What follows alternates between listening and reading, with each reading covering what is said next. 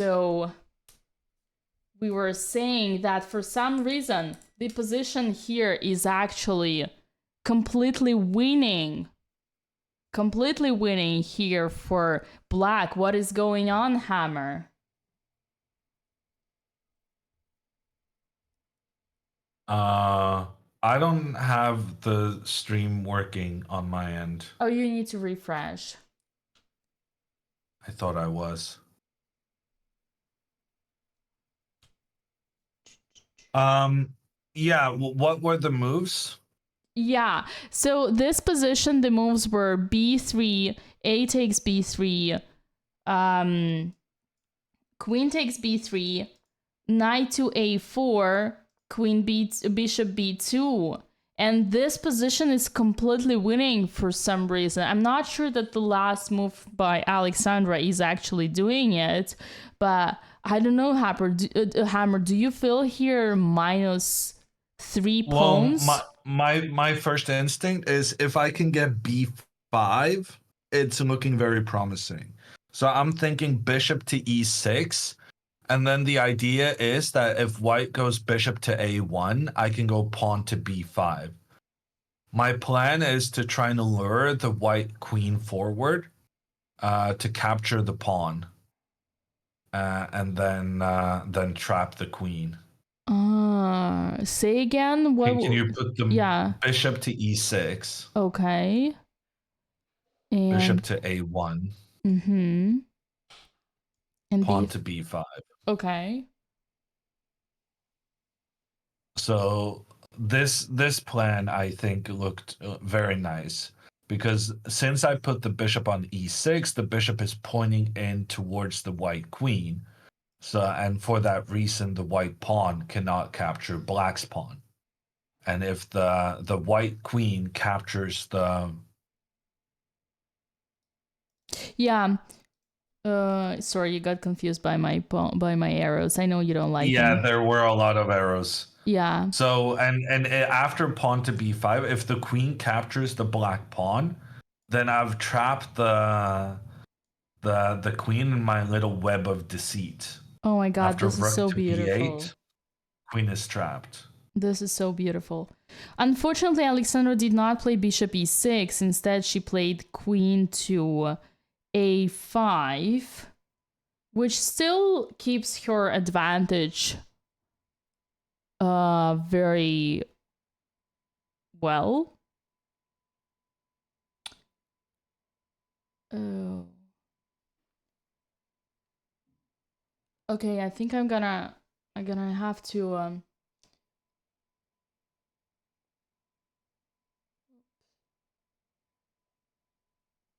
yeah. We are back. We're back. Yeah. I'm gonna go ahead and you see this position on the board, queen a5. Yeah. Yeah. So this is what we have right now, unless you see. Oh, actually, white made a move. For sure, white made a move. So we've had a couple more moves. Yeah. But right now the threat is that the black queen together with the black bishop is pointing towards the knight on d2. Okay. And Alexandra is thinking, in case white just defends the knight, something like rook to d1. Okay. Then Alexandra will be able to capture the white bishop. Knight to b2. Yeah. Rook or queen. And then take on a3. Yeah. Okay.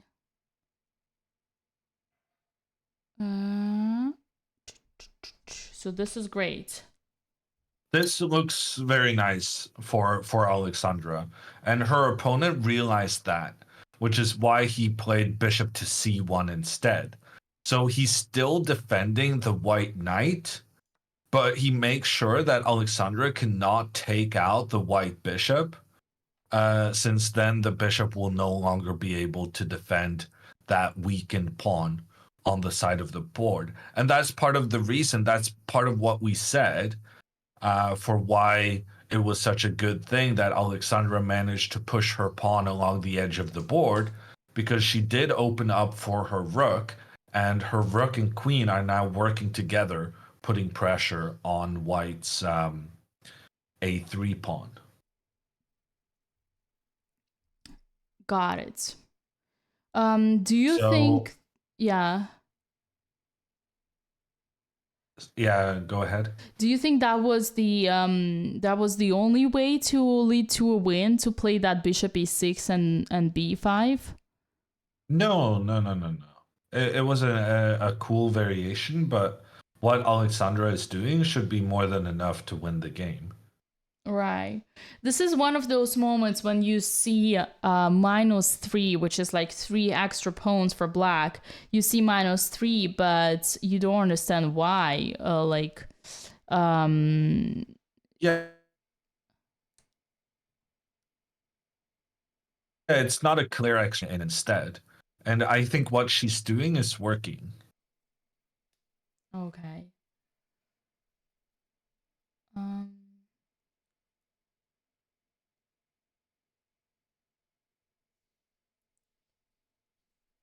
Yep. Okay. Sorry, Chad. My OBS keeps disconnecting. I'll go ahead and put another computer in the meantime, because I think it will be a better fix. But yeah, Hammer, if you could, I think we're back again.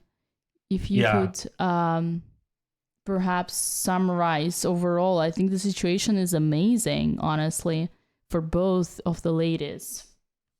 Yeah. So Andrea is dominating the center of the board with her pawns. She's managed to advance her pawns quite aggressively on the king side, which kind of led to her opponent hiding the king on the opposite flank. But even with the black king on the queen side, Andrea has shown her intention to try and put pressure on the king over there. So we're feeling optimistic about Andrea being in an attacking position. The only concern is that Andrea's opponent is playing very, very quickly, which means Andrea might get into time trouble, which sounds familiar because it is. So we'll see how she handles it. It's not a situation Andrea is unfamiliar with. So we'll see how that goes. Alexandra, on the other hand, she also has her pawns further advanced in the center of the board. But she's also managed to open up for her rook along the right side of the board, and black's rook there is pointing down towards a white pawn. And that is Alexandra's priority at the moment, trying to exploit the pressure she has down the queen side towards that white pawn on the edge of the board that is not protected by other white pawns. In fact, its main protector is white's bishop. But we've seen several instances in which that white bishop ends up getting traded off. Right. And if the bishop is traded off, then Alexandra is very likely to win the pawn on the edge of the board. So overall, looking very good for both girls, but also they are outrating their opponents by 200 points. Both girls are playing in the B section in this tournament, which means that they're more likely to win a lot of games compared to the previous tournament in Formentura. Yeah, we're hopeful that's going to be a successful decision, and right now it definitely appears to be good chances for both girls. Yeah, which cannot but please. And this is amazing for you, Chad, because we have lots of giveaways. And if one of the sisters wins today, if we score a point, we're gonna have even more giveaway than expected. We gonna have 1,500 more, 1,500 more dollars for giveaways.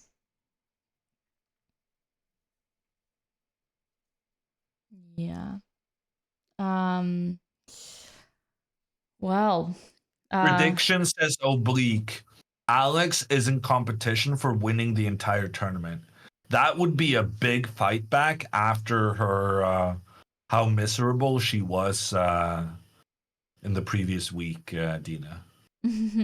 Yeah, it would be good. It's like we were talking about this with Alex. I think in Prague, she was like in Prague, it was a tough tournament, but then she came to Reykjavik and she started with scoring her biggest win ever against the Niam. Which Yeah, so bad results one week doesn't necessarily mean that you're gonna continue having bad results. But I do think it's admirable managing to turn it around anyway. yeah. Yeah, that would be cool. We do you want to get the board right for Yeah. Alexandra? Let me update that. So Queen A5,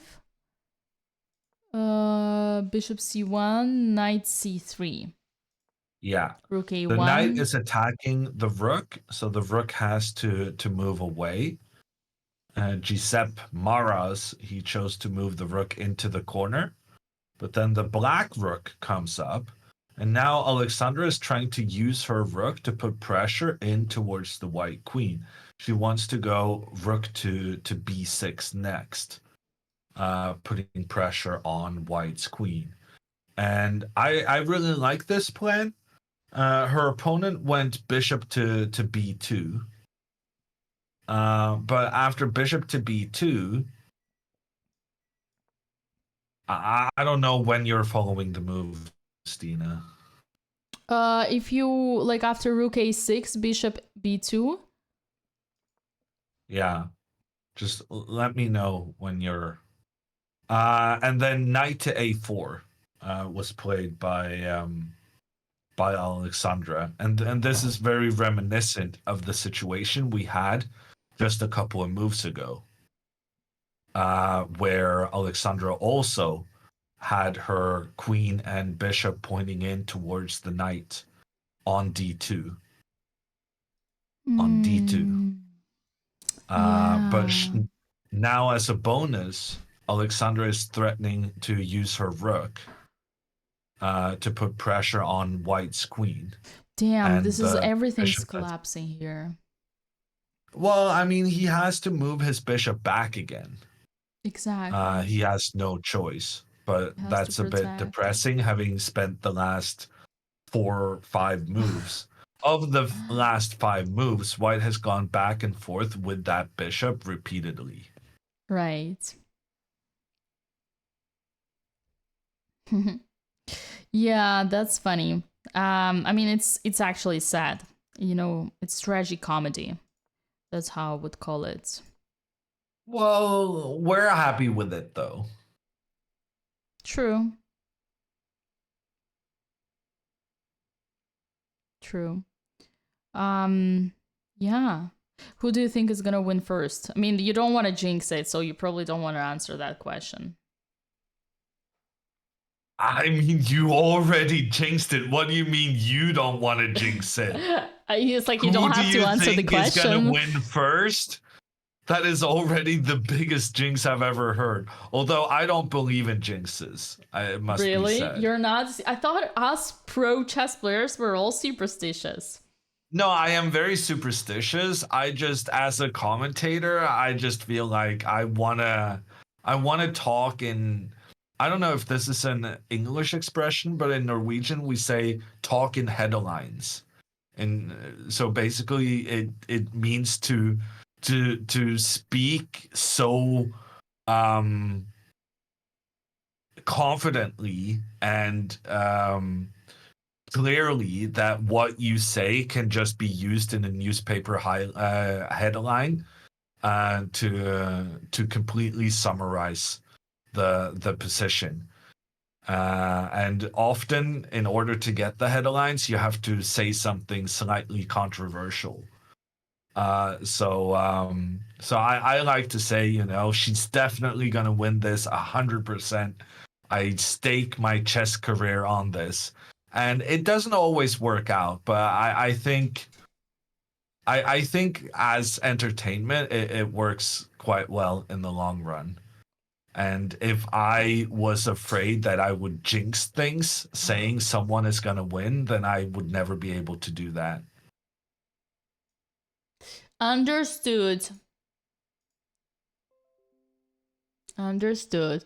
Yeah, I remember when I was playing like younger, I had this tradition, for example, for pants. I know some chess players don't change. Like literally, Jan Nepomniachtchi at the match at the World in Dubai would not change his. Oh, I think it was not at Dubai. It wasn't the candidates in Madrid. He would not change his outfit, his shirts, because he was, like he kept winning, right? He wanted to keep his winning score. And I remember when I was a kid, I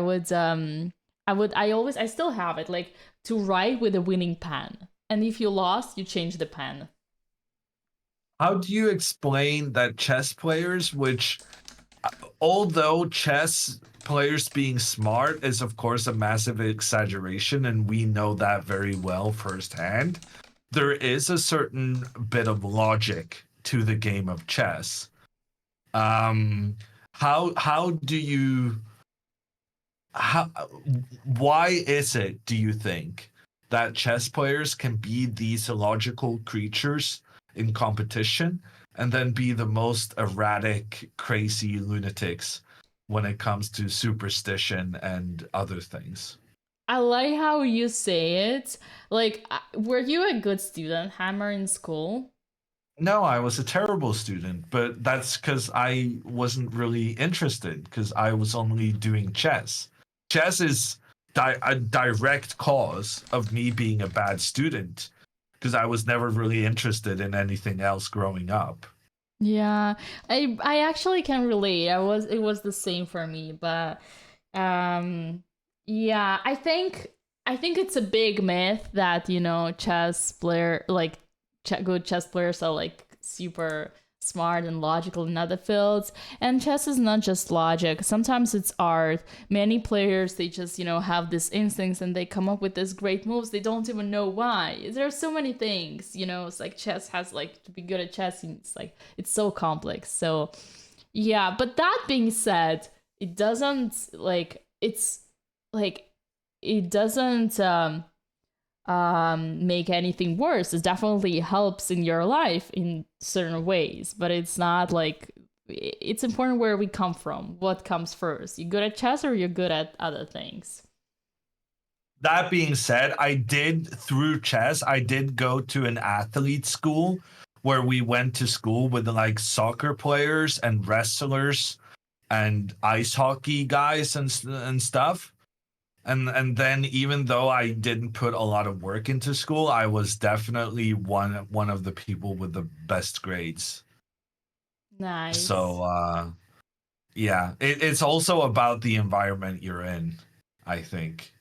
It helps having other people who are completely obsessed with one thing, because then you can be, you know what they say, in the land of the blind, the one-eyed man is king, and that's kind of how I was in high school.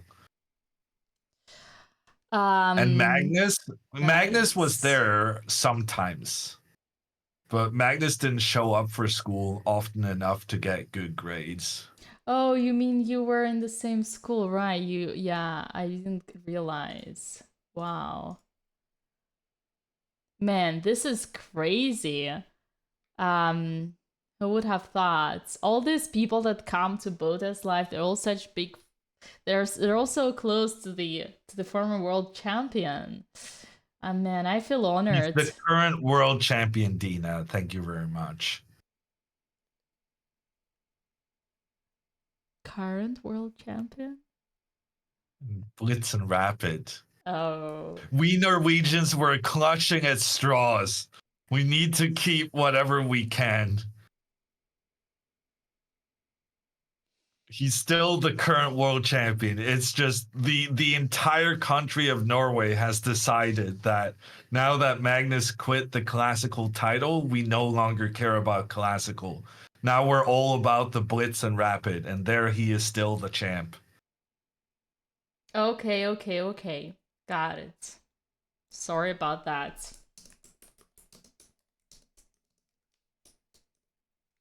Okay. So Alexandra is thinking about how she's going to win this position. Her opponent went with the bishop back to c1, and that's the current situation. In Andrea's game, Andrea has moved forward, Okay. which is more what we appreciate from her. So she's played knight to b5, exploiting the fact that she managed to force the black a pawn one step forward, Uh-huh. and that means the black pawn is now unable to defend on b5. Ooh, she gets a question mark for that, but Yeah. it is an attacking move, so I don't think there's anything massively wrong with it. Her opponent goes king to b8, so he gets out of the diagonal where the white bishop was pointing down. Okay. And now Andre's back on track again. She played a4, and I like this a4 move partly because it's defending the knight, but I also like it because there are some opportunities for Andrea moving forward where she could go pawn to b4. Okay. So let's say black does a nothing move, say rook to f8.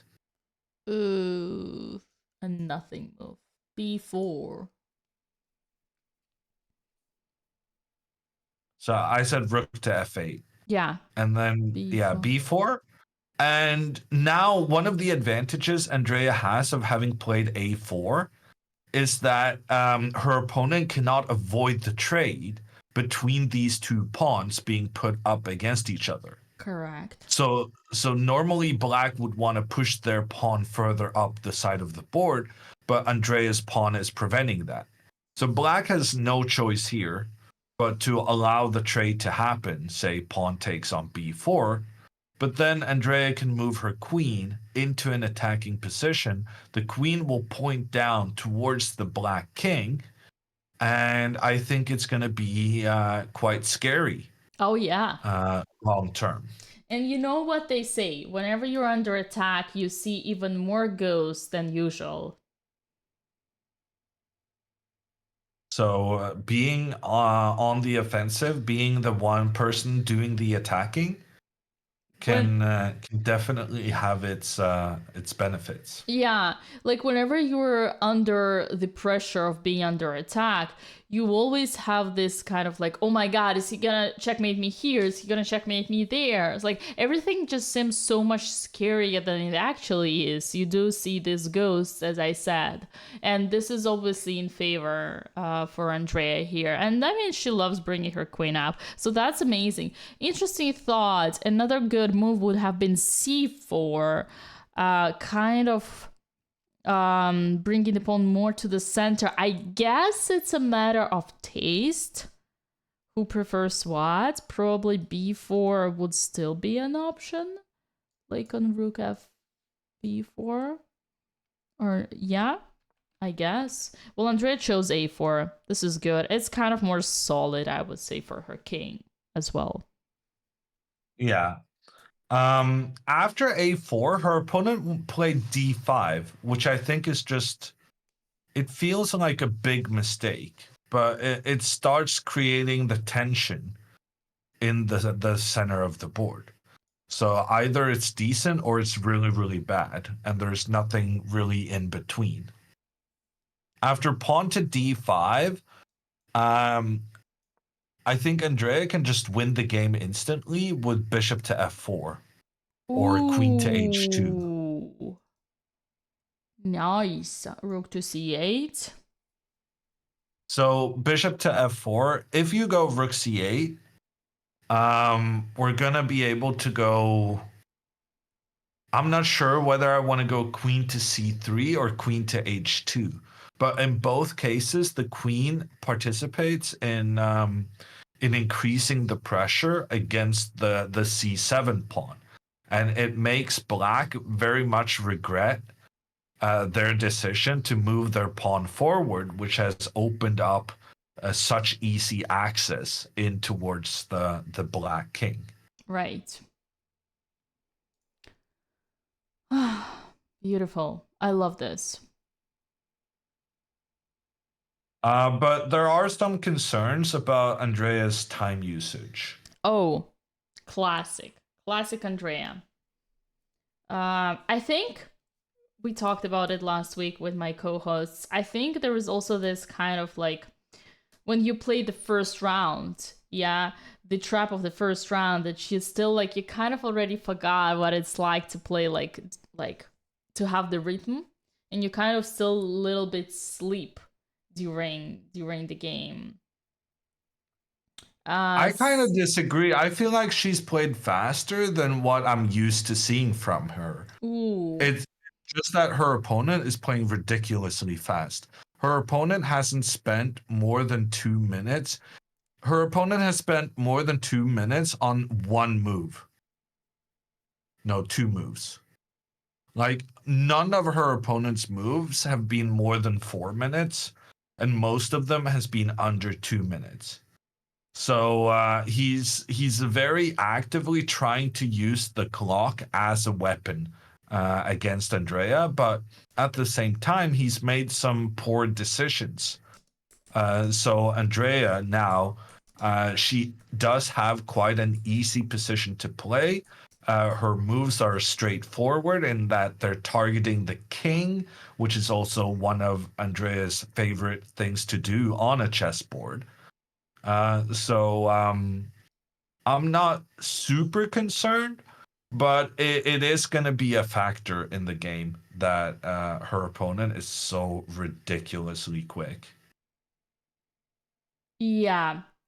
Um well, Hammer, you haven't seen Fermentera. In Fermentera, Andrea did a massive, massive, massive progress. There were games, I know it sounds unbelievable, but there were games where Andrea would actually be ahead on the clock from her opponents by far.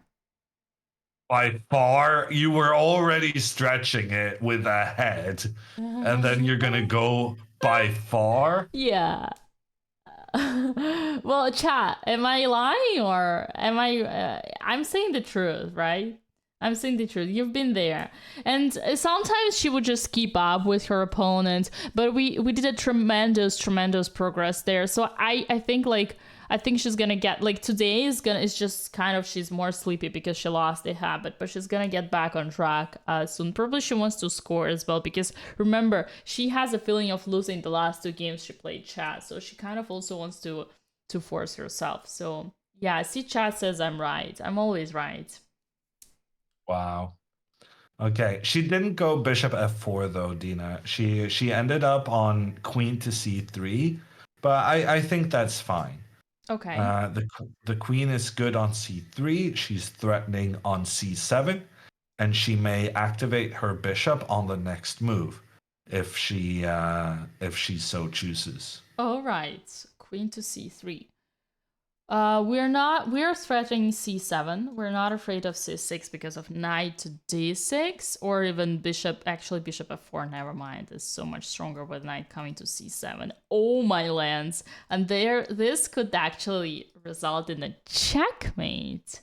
Very cute little checkmate. But yeah, if king 8, then it's a Botez gambit. We lose a queen with a fork on c7. So for those reasons, black should play rook c8. Have they played it already or still thinking? What do you mean? I think queen c3, rook c8. Oh, he played it, right? No? What did Well, you? yeah, he played it in this moment.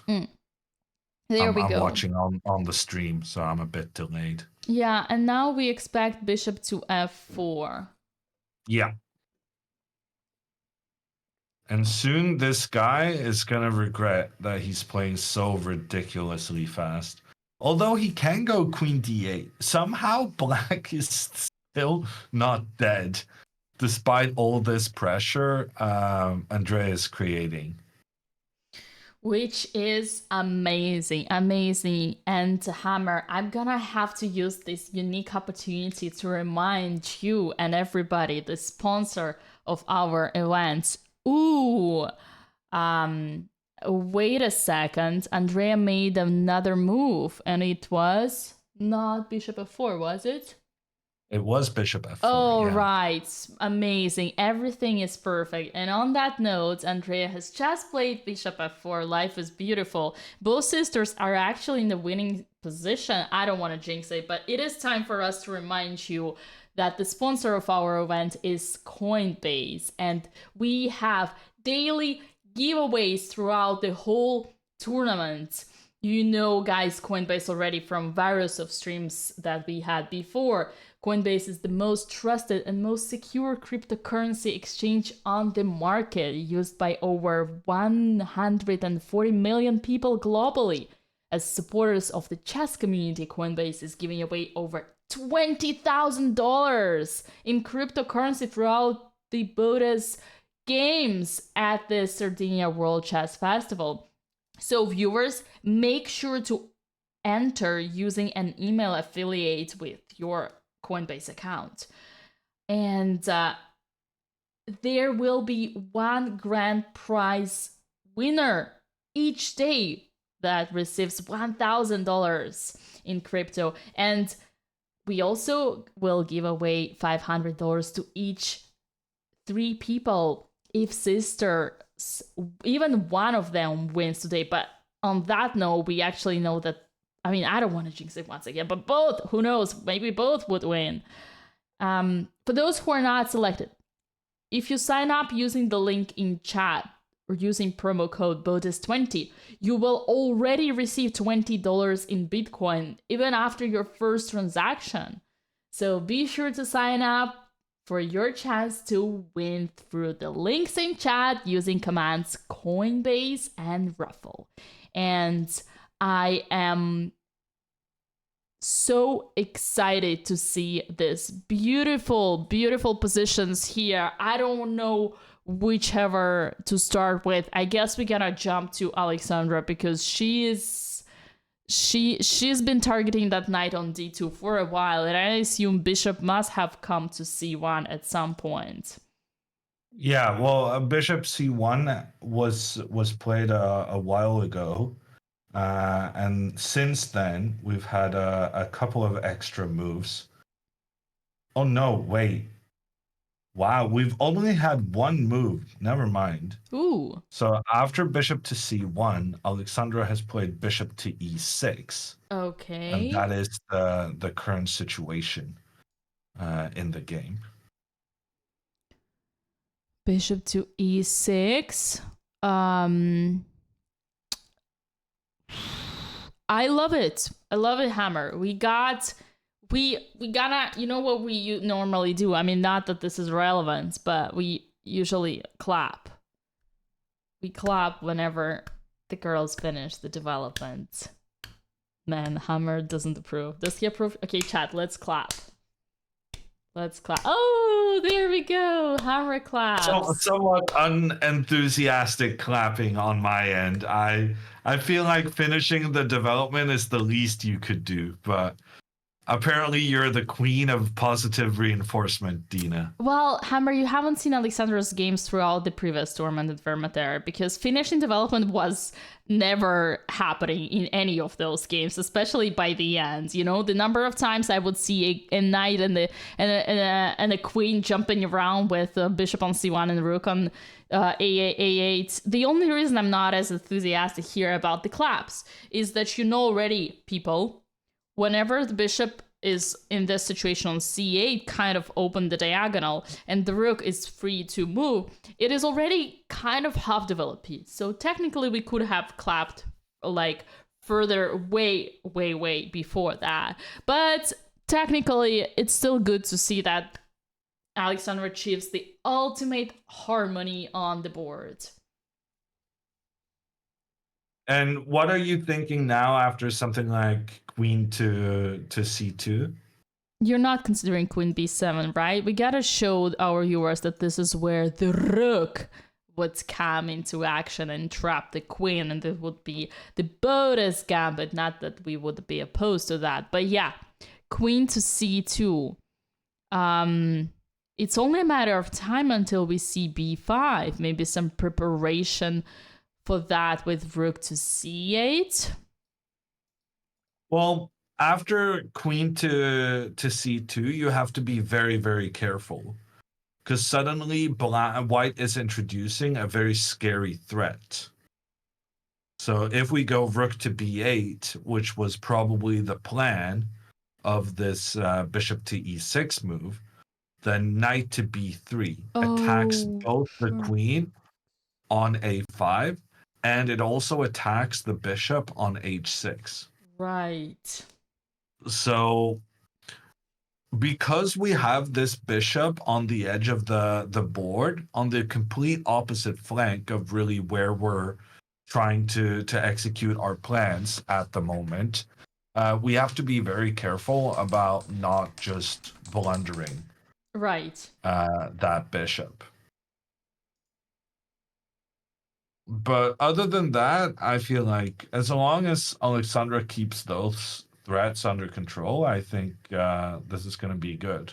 Yeah, so she gonna do something, and one of possible moves here can be simply to move the queen away. Maybe the queen has done their job. You can either move it back or even consider advancing to c3. Something tells me Alexandra would never do it. Like, it's kind of like, why would you think about trading queens here? But the cool thing is, like, for some reason, like why? I mean, for many reasons, white just doesn't have any move I here. want to take. Oh, you don't want to take with a pawn, Dina? Oh, this is an interesting discussion to have, though. Yeah. Taking with a knight or taking with a pawn. One of the things I really like about taking with a pawn is that it opens up the square on d4 for my other knight. You got the outpost on the open file. You attack the knight. You want this lady to go further away. The bishop is retreated, so let's say something like knight b3. Oh my god. The strongest move here would be to say, watch me, baby. What you gonna do now with your bishop on c1? This is some GM level move. Bishop to back to g7. Okay, yeah, no, I was not going to play that, but that is very clever. Yeah. But I was going to trade the bishops and then go knight to d4, which I think should also be quite good, right? Okay, yeah.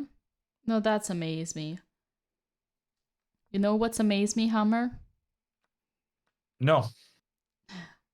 Amaze me is alternative way of saying amazing. Okay, never mind. I was pranking you. That's fine. Chat knows. Knight to f1. And now Hammer didn't approve. Okay, that's fine. Knight to f1. We still take, and then the rook takes, and then we go to knight d4. And then knight to e5, and then knight to e2, and we got a fork. Okay, back to serious chess. Queen c3 is a strong move. I'm still trying to understand what just happened. No, it's okay. It's okay. Chat knows. I mean, yeah. I sometimes say words that don't exist because I make fun of my own self, as I'm not a native speaker. and that was and it's very contagious actually, and even girls started using these words. It's like amaze me and surprise me, instead of amazing and surprising. But you do not have to process that, not right now. I think we gotta focus on the moves. Okay. We have a move from Dario, but Dari did Dario, for the first time in this entire game, he spent more than 4 minutes on a move, which I think is really an indication of how much pressure Andrea has put on this Dario. Yay! There we go. Now we're talking. Dari Di Dario is thinking, he's finally realizing what all the Darius that he has daried in his diary. We're just jealous he has such a great name. And coming from me, that's a big statement. I thought I was the king of great names in chess, but Yeah. Dario Di Dario has potentially overtaken me. There is always something about this Italians, there is a beauty behind their names and the pronunciation. So I'm sure there are even better versions that exist out there. Italian is a beautiful language. What do you think, chat? But Dina, Yeah. in terms of just moves, is Andrea not just immediately winning now? He played knight to c6. Ooh. But Really? after knight to c6, I'm very tempted to capture the pawn on d5. Oh, pawn captures and then? Well, the thing is that after the trade, black has to capture back with their pawn, which is very unfortunate because that opens up the diagonal for white's bishop on h3. And it also opens up for the rook through the center of the board down towards the black queen. So just having those two available points of pressure against the black position, it just feels like black shouldn't be allowed to survive such a thing. Yeah, let's say if queen goes to d8, how are you gonna, like, what would be the your next? Well, I wouldn't even play rook e1 if I'm honest. Really? Because I think queen to d8 is an important move for black that he's gonna have to do at some point anyway, because of the pressure we're making, especially from our bishop pointing towards the c7 square. In order for that pawn on c7 to get extra protection, black is going to have to go queen to d8 at some point, and then I don't want to be the one kind of chasing him to do a move that he wants to do anyway. I can understand that. But the question then becomes, how do we then increase the pressure instead? Exactly. I think for someone like Andrea, like, okay, chat, we sit here all with our beautiful evil bar and we see, oh my god, +4. It's like as if Andrea had 4 pawns up. But the real question is, how do we win? It's like almost like the Alexander position just before. You understand when you look at it, you understand that it's like something's gotta be there. Something's gonna be there quick and soon. But Andrea has only 17 seconds, and now I'm talking from experience. Sometimes you gotta be careful not to fall into the trap of thinking that, okay, there must be a direct way to win. Where is it? And you start calculating and you burn all your time, and then you get into a ton trouble, and then you still don't find it. You see what I mean? Yeah. Instead of just continuing to play good moves, because the position is gonna just collapse, your opponent's position is gonna collapse on its own. Does that make sense, Hammer? I think so. I also think so. Thank you, Hammer. Andrea played, she didn't take on d5. She played rook e1 first. Okay. The threat is known as Romans would say, the threat is stronger than the execution. Were these Romans? The problem is that your opponent can take now, and then we don't have the same idea.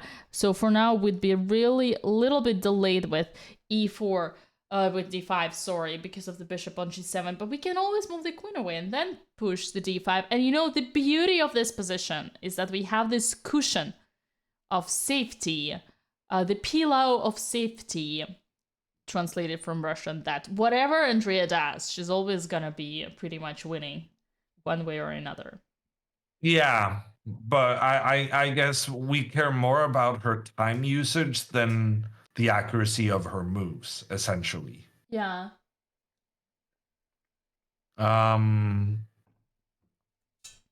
I think I would welcome her opponent if he were to trade the pawns in the center, because then Andrea would have a very clear plan of pushing her pawns forward afterwards. So I think he's gonna go queen to d8. Okay. And then the question remains, how does Andrea increase the pressure there? Right. And the best option would be still to go the same road after take, and then just do something. One of these somethings. Okay, this is chat. This is exactly what I mean. One of the best moves here, according to Stockfish, is to play king to b1. Wow. Do you see what I mean? The position is completely winning. Like Hammer even removed his glasses for that reason. He's trying to see through, you know, he's trying to clean his eyes to understand what the heck is going on. But it is true. White's position is so winning, and at the same time, there are no concrete solution. You just improve and then look at your opponent and ask them, what do you want to do? And what are you gonna do? Yeah, but what is she gonna do, Dina? King b1 is not really the answer to what is she gonna want to do. I need a minute, Dina, to try and fix my eyes. Sure. I'll be back. I understand. It's understandable. The position here is so like unusual. Like guys, we have this situation on the board where Andre is 4 pounds up, but you don't see. Even I want to clear my eyes. I'm not mocking Hammer. I think it's hilarious that like even the chess allergies, like you really want to, it's just how you say it. It's both figuratively speaking, you actually want to understand what is actually going on here. Let's try to break this down. Imagine like black does something like king a8. So you can continue with waiting moves. Basically, the point is that there is no way black can improve here. Like, even something like rook e8, rook takes, queen takes, and then we still get rook e1, and then queen d8, and then black will have no move. Black will have absolutely no move. So, at some point, I'll be honest with you, you do want to break through. Where are you gonna break through? Exactly. You're gonna break through with the B pawn here. You know, at some point when you reach the maximum and then nothing works, you need this breakthrough, right? You need to proceed. And here it's gonna be the pawn push to b4. And once that happens, let's say b4 takes, knight takes, you cannot really take, you gotta take here because the knight is attacked. Queen takes, and then what you gonna do next? I would say every single piece of black is kind of doomed and pinned in their own way. You can try this, but then this is attacked. If you're gonna go back, oh my god, plus 11, almost plus 12. Plus 12 is like we got an extra queen. Bro, there is no capture in this position, and it's like Andrea has an extra queen on the board. a5, and after pawn takes a5, rook e8 is plus 70. Rook e8, it's mate in 9. Bishop c7. Okay, let's do something beautiful here. Up, up, up. No! Up, up. Ooh, up. I'm trying to find the mate. Check. King a2. Okay, I think you got it, right? You got it? You got it, chat? You got it. I don't need to be over dramatic here. So b4 is gonna be the key. Yeah, pretty much anything. So I'm not worried about this. I'm not worried about this. Andrea, what did Andrea do? Do you see? What did Andrea do? Did she take? Welcome back, Hammer. No, she didn't take. She didn't take. What did she play? Ooh, and now he took. All right, chat. I need your help. What did Andrea do? Did she play King B1? Well, she played rook e1. What do you mean?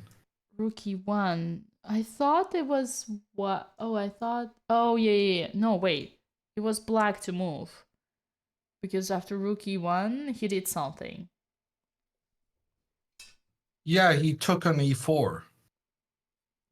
Oh, that's all? No, it's now white to move after rook E1. Rook E1, queen D8 he played? No, queen d8 he did not play. Queen D8 was our move. I got it. So now it all makes sense. So his queen is on E8 and he took on E4, and after pawn takes,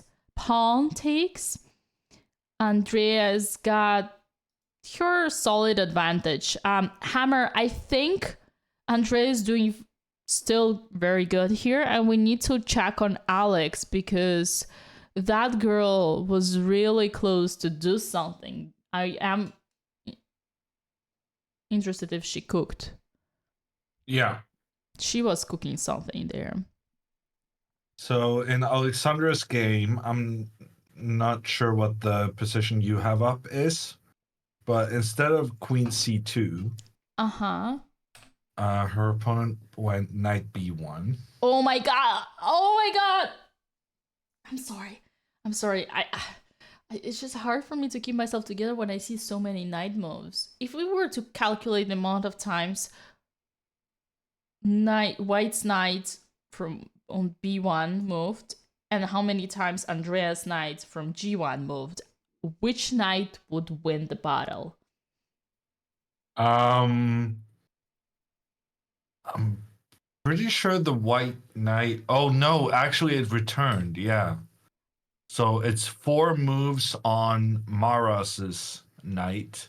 I think and Andrea moved her knight 5 times. I think it's Andrea's more. knight wins. Hammer, wasn't the knight on b3 at some point and then on f1? I think it's more. No, it was never on b3. Oh. It went to f1 and then it's gone back to b1, its original square. Oh. Which is not great for a knight moving back and forth like that. But you adjust to the situation at hand. Usually in these situations, because Chad always loves when I'm being dramatic, so I say, let's do something like, okay, let's do king h1, and then queen f1, and then king g1, and then bishop f1, and then king h8, sorry, and king h1, and then king g8, and then knight g1, and then the mission's gonna be completed. This is usually how I roast people who put the knight back to b1. Well, obviously I don't hang the bishop on h6. I know it's hanging. I would be curious if the best would be to put the bishop back to g7 instead of here knight b1, bishop b7. There is also rook b6. Did Alex do that? No, so Alice, she took on c1. Oh no. Okay. Takes, rook And takes. then after takes back, she went f6. Prophylactical thinking. Interesting.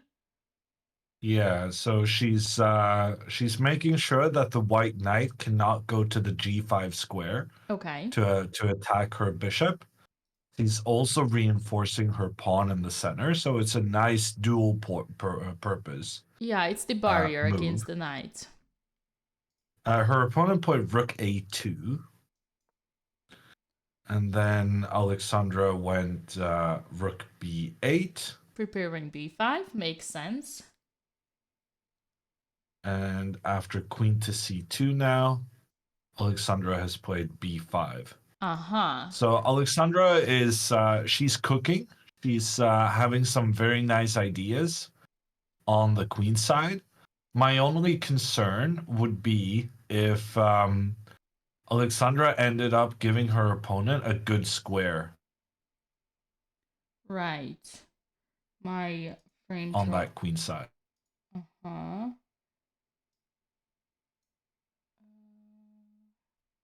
Yeah.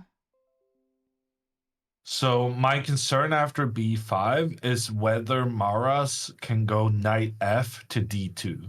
Okay. So the idea would be to try and have the knight recapture on c4.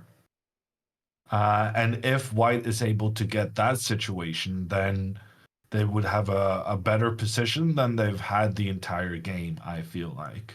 All right, give me the moves once again after b5. Knight f to d2. Uh-huh. Oh, sorry, knight f to d2. takes c4, and then knight takes c4. Okay. Ooh. So that would Yeah. be a very good positioned knight on c4 for Alexandra's opponent.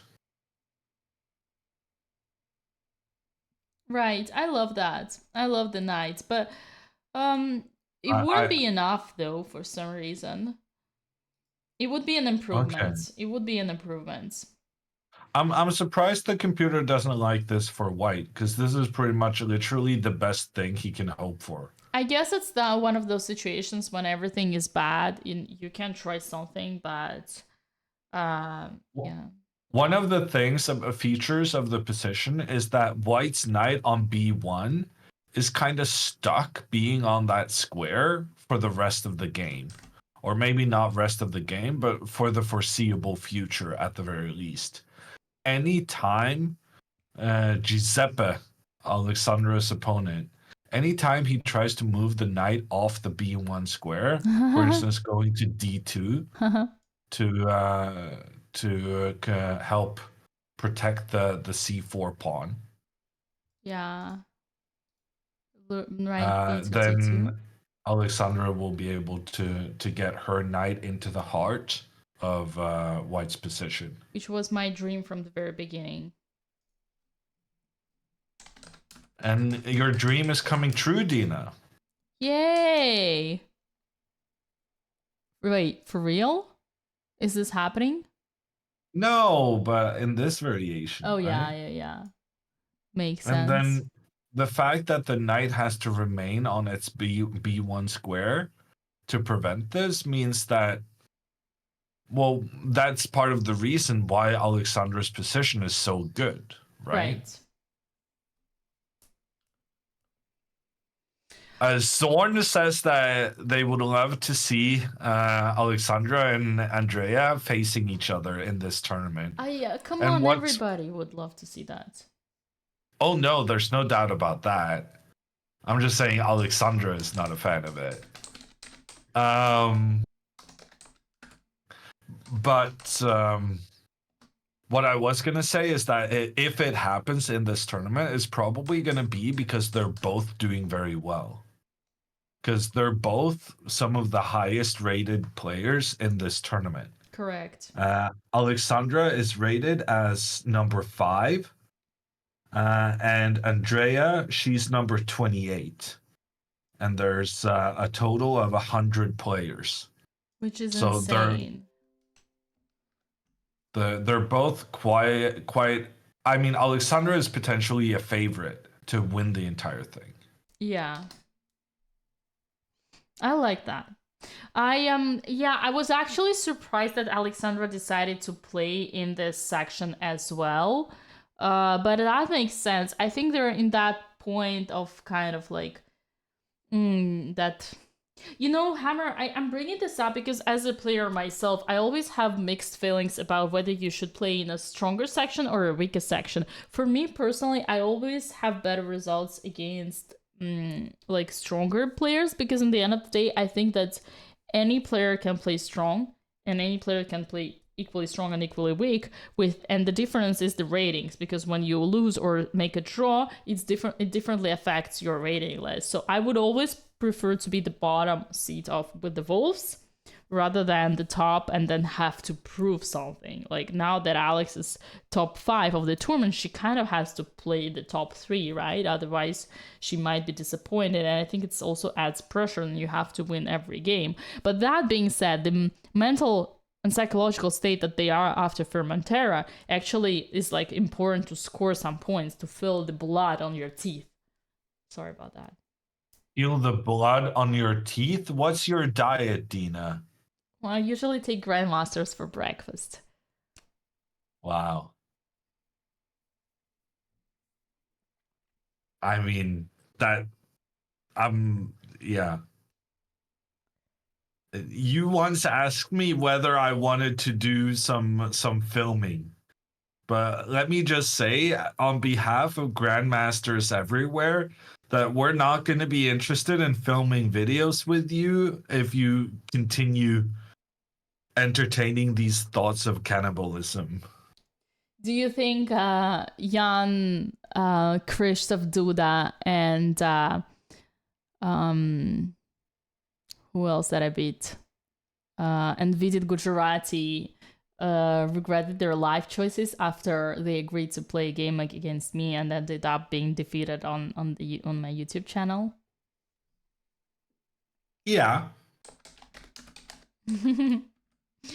I don't blame them.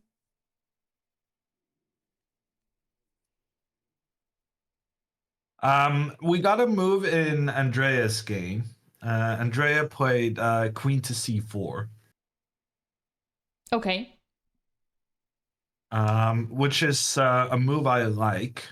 She's trying to prepare pawn to D5 to try and open up the power of her rooks and her bishops. Andrea pretty much got everything pointing down towards her opponent's king. So it feels quite positive in that regard. First her opponent played Queen E7. Sorry, Dina. Yeah. Queen E7. I was trying to find that one, and now Queen to C4. I also like that. Man, I feel like yeah, it's just so cool. So cool to see all these things happening. And now Dario de Dario. He played Rook H to D8. Wait, was that Norwegian Italian? Maybe. I don't know. To E8, I you feel said. like the Italians are very Norwegians are told that we sing while speaking, but surely that's the case for the Italians as well, right? Yeah. Rook D8, Dina. Oh, sharks. I missed this one. I thought it was E8. So now the big question is whether or not Andrea can push her pawn in the center of the board. I would be very surprised if she didn't do it. She's getting pretty low on the clock, very Yeah. much because her opponent is such a quick player. Hammer, But this is getting so hot. I feel like I need to put the air conditioner on. Give me a second.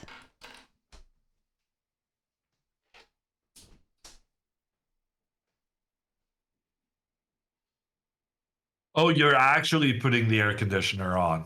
Oh, I thought she was just okay. I mean, there's being slow and there's actually okay. Never mind. Yeah. Is Andrea gonna push the pawns? Because the temperature is going up in both of the boards, just as it is here in the studio.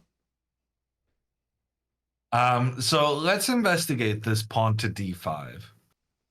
Okay. Let's investigate.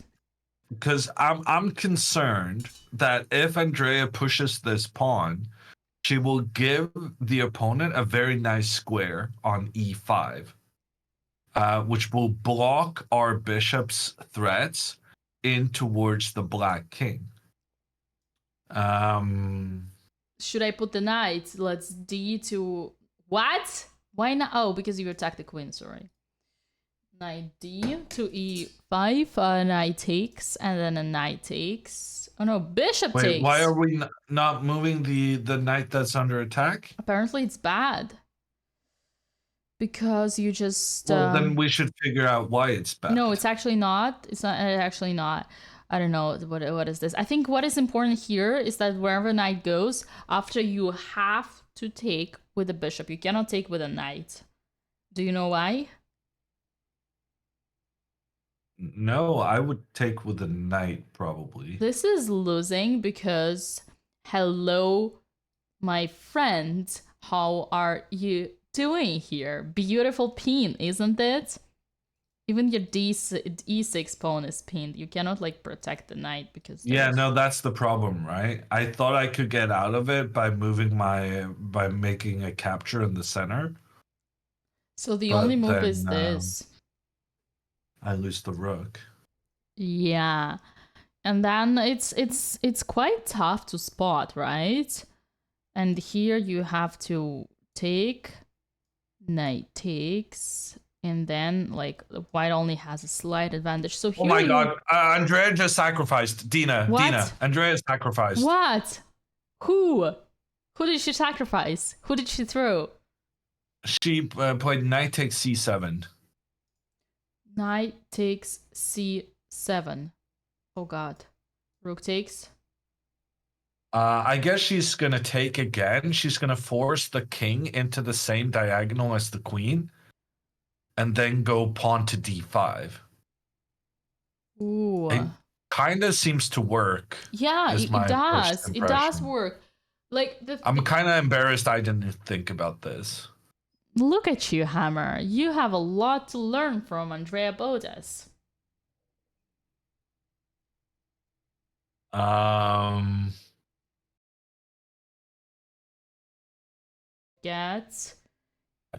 Yeah. You're back? Yes, we're back. I figure it out. Chat. We're gonna bear with this today. It's gonna be fixed tomorrow. It's my I think it's my Wi-Fi router that is bugging, but I'll fix that for tomorrow. We're gonna bear with this today. So d5 and then knight to c5. And yeah, this is my idea. Knight takes. If knight takes c5, then knight e5. Knight e5. And knight I'm spotting the problem. a6.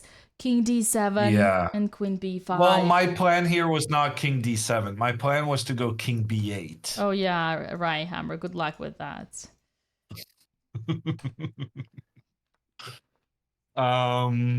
Yeah, okay, so that doesn't work. So she's gonna win this. The only move here is knight to b8. Yeah, but then so that was a good combination, right? She sacrificed a bishop and a knight for a rook, but then she put her opponent's king in a dangerous position to enable her to win a knight for a pawn at the end of it. And when we do all our calculations, it's going to be that she got a rook in trade for a bishop, which is quite a good trade. Right.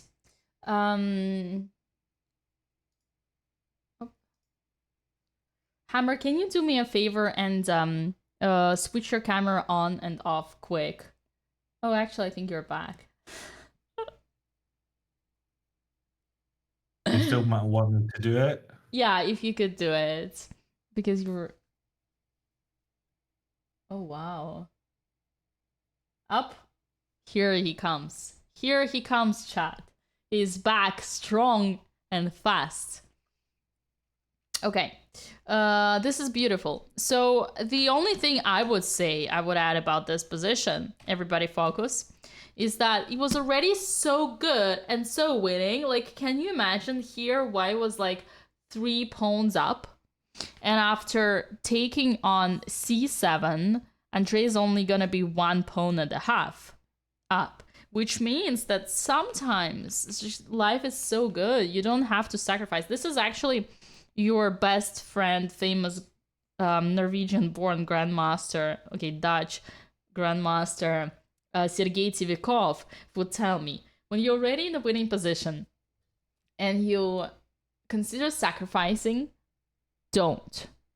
Just don't do it, because you don't need to give any, like, what's the point of giving the risk? What's the risk for your opponent? But at the same time, you need to make a breakthrough, though, Dina, right? True. So having very nicely placed pieces, it's all well and good, but at some point you do have to win something, right? Yeah. You have to change your advantage of having better placed pieces into an advantage of having more pieces as a result of your better placed pieces. And that's kind of what Andrea is doing now, right? She spotted this variation where she ends up getting a rook in trade for a bishop at the end of all the complications. And she's saying, okay, I wasn't sure how to make my breakthrough in the current situation. So, but I do see a way where I can have rook for a bishop, and that's going to be an easier advantage for me to convert long term. Correct. Yeah, I like that.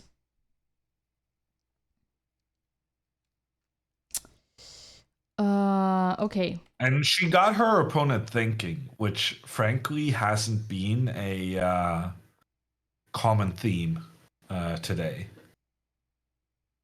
Her opponent has played most of his moves super quickly. Well, But here he actually did pause to try and figure out what's coming up next. it was right about time. It was right about time he started thinking. Andrea is on move 25, so she needs to play another 15 moves. And honestly, I don't even know if she's getting more moves on move 40, but I'll start doing that research immediately.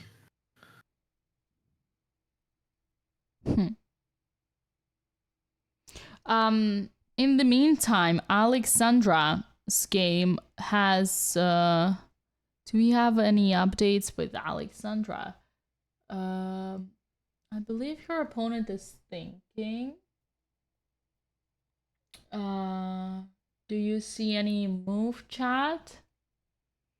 It is, yeah, we definitely have 30 minutes extra after move 40.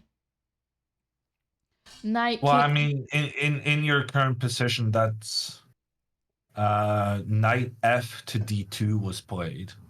Mm-hmm. Queen b6 and f4. What? Yeah.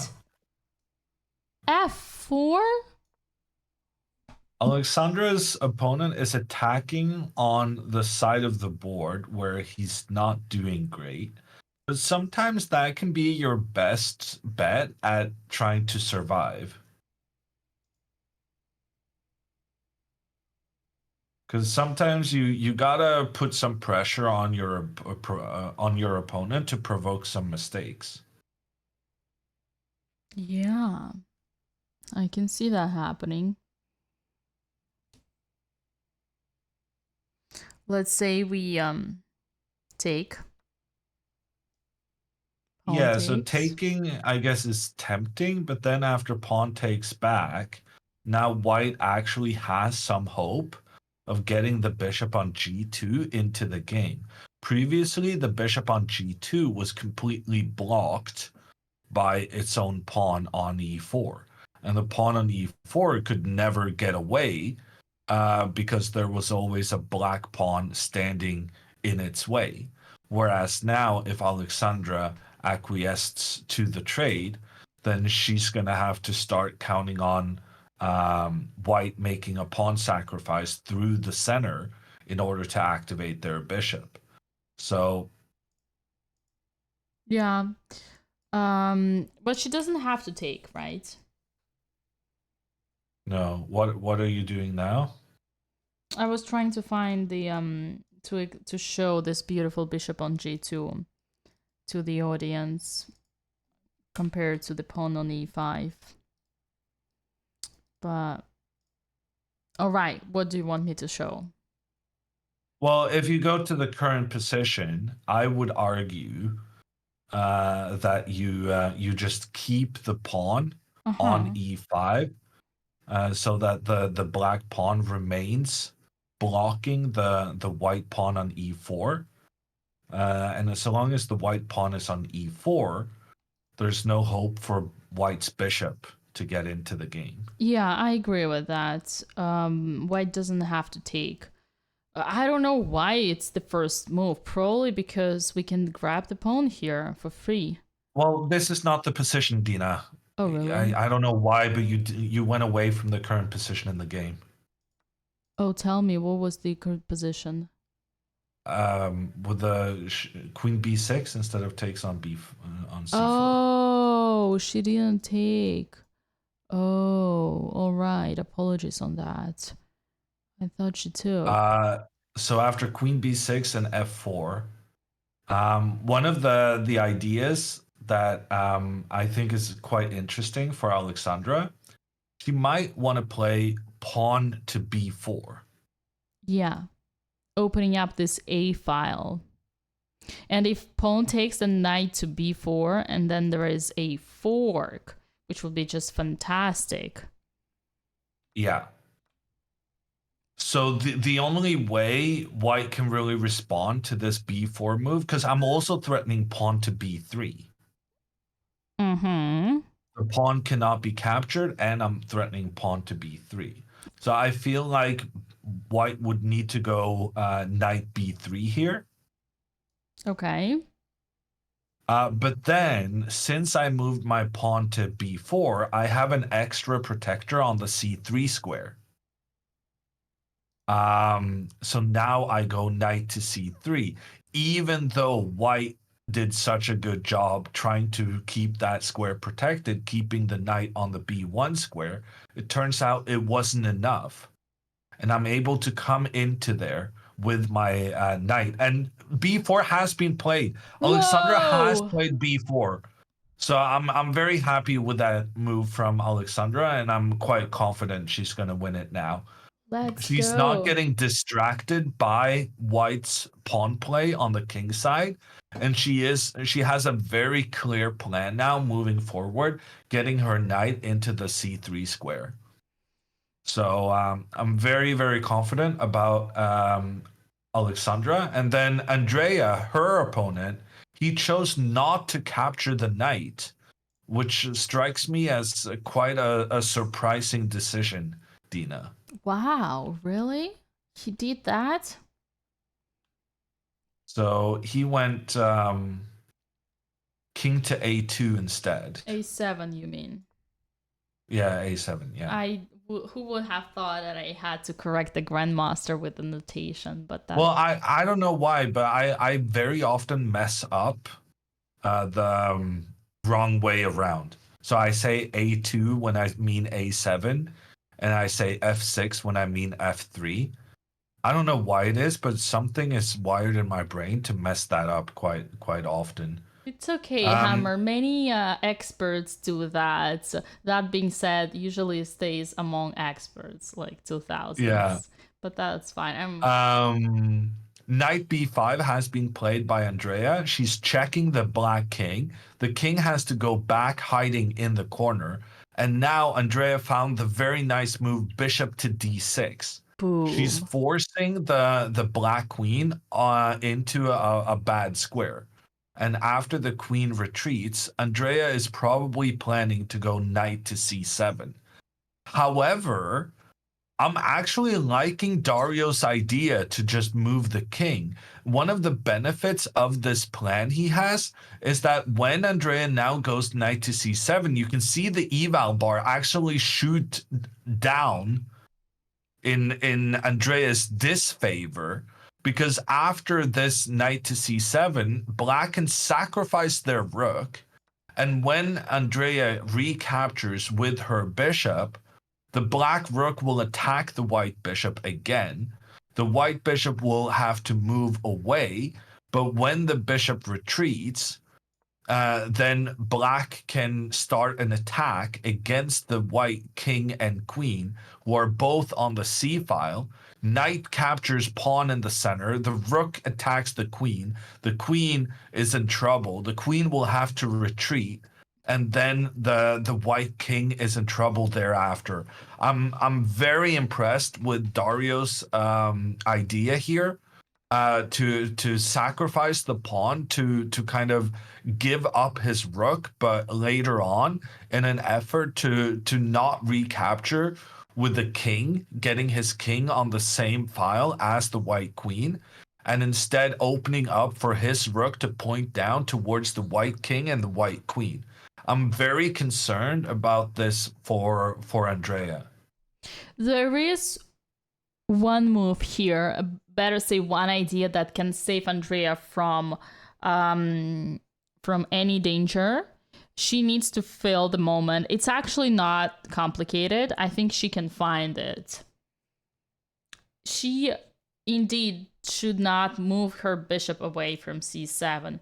She has to use that bishop as a shield for her queen and her king, and instead try to trade this super dangerous knight for the bishop. And Andrea does it very often, chat, right? Counter-attacking, not getting back, not going back, not protecting, but counter-attacking with d5. And after rook takes, we eliminate this danger, and the rook alone cannot do anything anymore. Will she be able to spot that? And I do think, she doesn't have to go knight c7. Oh, sure, yeah. Well, maybe she shouldn't go knight c7 for this reason. Yeah, of course, but that's high level. To tell to Andrea, don't take that exchange. It's like don't be a cheap girl. It's like, you know, it takes some understanding.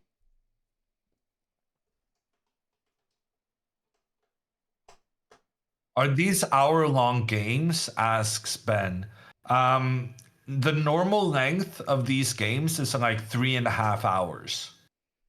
And sometimes they can last up to like 6 hours if you play a lot of moves. So these are known as classical games, and someone like Andrea really needs that amount of time, because you can tell she's already down to just 7 minutes on the clock, and her opponent is about to start a counterattack. Oh yeah. Oh yeah. Time is money, as they say. Speaking of money, don't forget to check out the commands that we have in chat, because this tournament is presented to you by Coinbase. Use the command raffle and Coinbase to participate in a giveaway. And we might have even more giveaways today because girls are about to win. On that note, I spilled the tea, so I now am trying to find a napkin.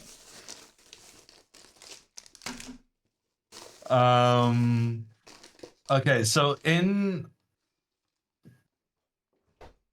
Oh no, Andrea's opponent moved.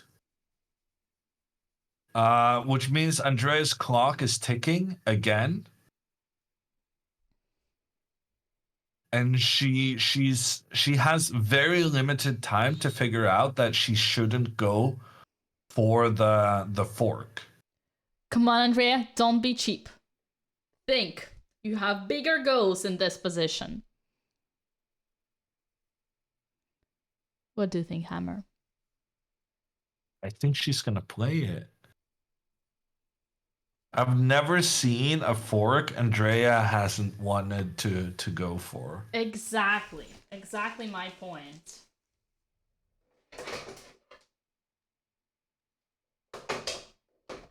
I spilled tea on a DGT clock. What do you think, chat? What's the chance that the clock is gonna get destroyed?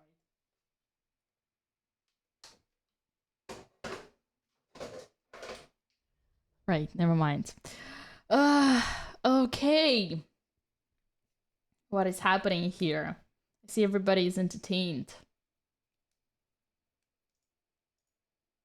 How's Alex doing? Well, Alexandra is thinking about this knight to c3 move that we wanted. So her opponent did play knight b3, and the position we have up is the current situation in that game. Oh, all right. So nothing changed. And we're just waiting for Alexandra to get her knight into the heart of White's position, and then it's all gonna be over. Alexandra doubles her rooks on the A file instead, but it's not a big problem because the thing is, what would be bad is if her Alexandra's opponent could capture the white pawn and make some trades. But as long as Alexandra is making sure that pawn takes pawn is met by knight takes and a proper fork. Dina, you with me? Mm-hmm. I heard pawn takes pawn and knight forks, but what was the white move? Well, first she went rook b to a8. Yeah, that I have. No, I don't. Oh. Oh. And Andrea didn't go for the fork. Oh, yes. Well done, Andrea. Amazing. That is actually excellent from her. Wow. But yeah, as I was saying, Alexandra is always winning as long as the pawn trade cannot happen. And the pawn trade cannot happen here because the knight would recapture and attack both the queen and the rook. So Alexandra has things under control. And then let's back up to the current situation and then switch over to Andrea. And Andrea played this move pawn to e5. Okay. Wow. Wait, what? And if knight jumps? Or you mean d5? E5. You're sure about this one? I mean, look at the screens in front of you. You can see the camera. Don't scream at me. I have 20 different scripts at the same time. Okay. Well, then trust me then. Okay. No, but I was actually trolling you because you could have thought about d5 and then said e5. And d5, as a matter of fact, was so much stronger in that position. So that's where my... Well, I like this e5 move because it solidifies the white bishop on d6, offers protection to the bishop. It prevents the black pawn from ever moving forward in the center. And now look at black's bishop on g7. Oh, yeah. Dina. No, I love it. This is an outpost. We've killed. I agree. Yeah, we killed the bishop. I agree. The only worry is what happens after knight jumps. Did she calculate then I go that? knight c7 check. Well, it's not the right way, my friend. You're losing after this. Your queen is Botezed after this. Oh no. Yes. Oh yes. You were saying goodbye to the lady. You were joining. Oh the no, you Botezed even club. got the trade on d3. I thought, oh gosh. Yeah, exactly. It's you became one of us. You became a Botez. That's okay, Hammer. That's understandable. You shouldn't Okay, blame but in that yourself. case, then Andrea's move was terrible then. Well, yeah, she gotta know what she's doing here, and I can tell you she's not gonna find it.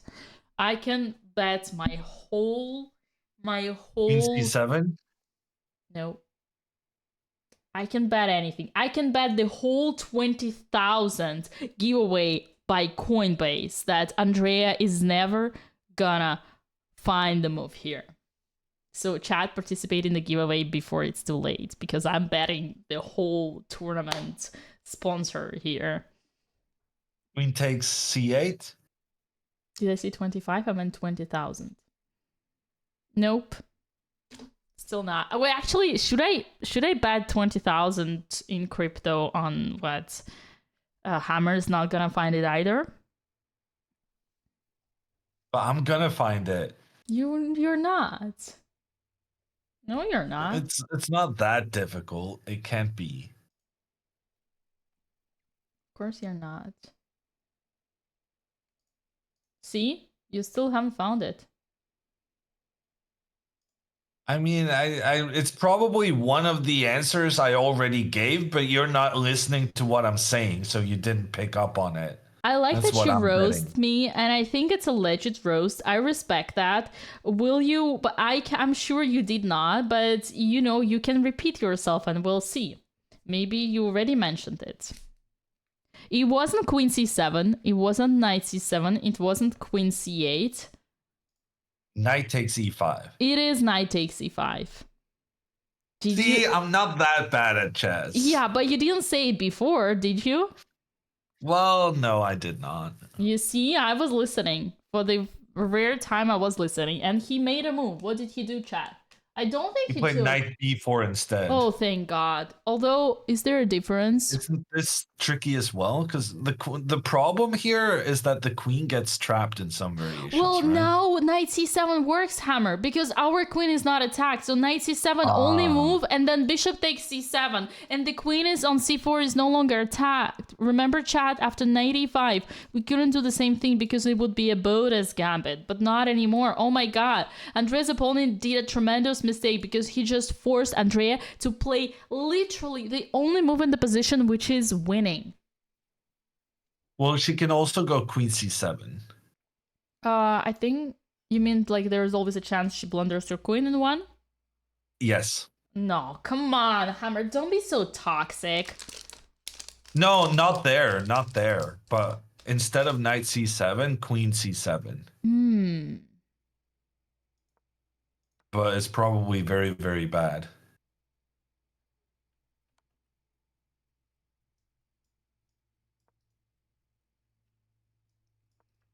Goodbye, my lover. Goodbye, my friend. You have been the one. You have been the one for me. That queen is double trapped. Like, trapping it once wasn't enough for black, so he trapped it again, realizing that you couldn't take the queen to begin with, because then Andrea would get a fork on the king and queen. So you double trap the queen, but Andrea doesn't fall for it. All right. She's not gonna fall for it. She's not like any of us. Did she play Knight C7 already? She did, right? Yeah. She played the knight and she forked the queen. Okay, she might think, what am I doing after this? This is a tough one. So Dina, every time you say after this, I need to wait for the delay. Well, it's a rhetorical question, so you don't have to answer. Okay. Yeah, well, don't worry. But tomorrow, let's work on I think Hammer, your thought process is so peaceful and calm that this couple of seconds, I don't think they affect anything. You know, your speech is so calming. That's this. I mean, extra seconds. Sure. Knight takes E8. Okay, rook takes. I take the queen, you take my queen, and I take your bishop. Ah, you got that one, you. Little Easy. sneaky little boy. Okay. Oh no, you have knight takes c2 though. Yeah. Well, the engine gives another move. I'm not gonna say okay, it. let me take the knight on b4 first, and then I do this. Exactly that. Exactly that. And then after a takes, we are. Oh my god. We don't have to take. Oh my god. Have you ever seen a position where taking the queen is not the strongest? I mean, okay, here it's like I'm being dramatic for no reason because the queen is already pinned. The best here would be a5. Yeah, but bishop g2 looks good. a5. Wow. We got Grandmaster Ben Feingold in the chat, ladies and gentlemen. Show your respect to the famous Grandmaster. As if we didn't have one already.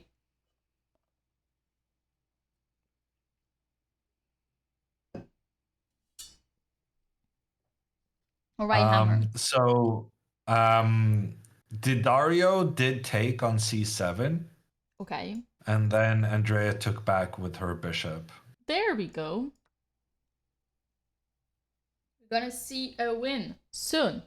I'm telling you.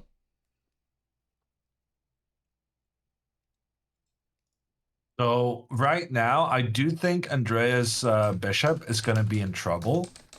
I don't really see how she's getting the queen away from this. Oh, Dina. What? Bishop d5 on Andrea's board. Queen b5. Bishop c6. Queen is trapped. Oh god. Okay. Well. And yeah. if you try to retreat the queen, so if you go back and then try and go back to c3. Boom! Oh, darn it! Then the check is very scary. He's done it. Okay. Well, he did something similar. He did similar, but not the same. What did he do? He went bishop to a6. Oh. Well, here we got queen b3.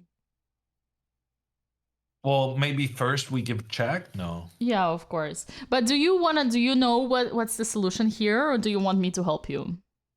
Well, I mean, I assume we go bishop g2 at some point. Yeah, it's the only one. Sure, it's beautiful. Although even knight to b4 works. Can you imagine? And bishop to g2. And then... Are you kidding me? And then king d2? Oh my god, this is incredible. King a7 and a takes. And then if this one... Yes! King d2, king checkmate! D2? With the rook! Checkmate with the rook! That is quite sick. Mm-hmm. Beautiful, isn't it, chat?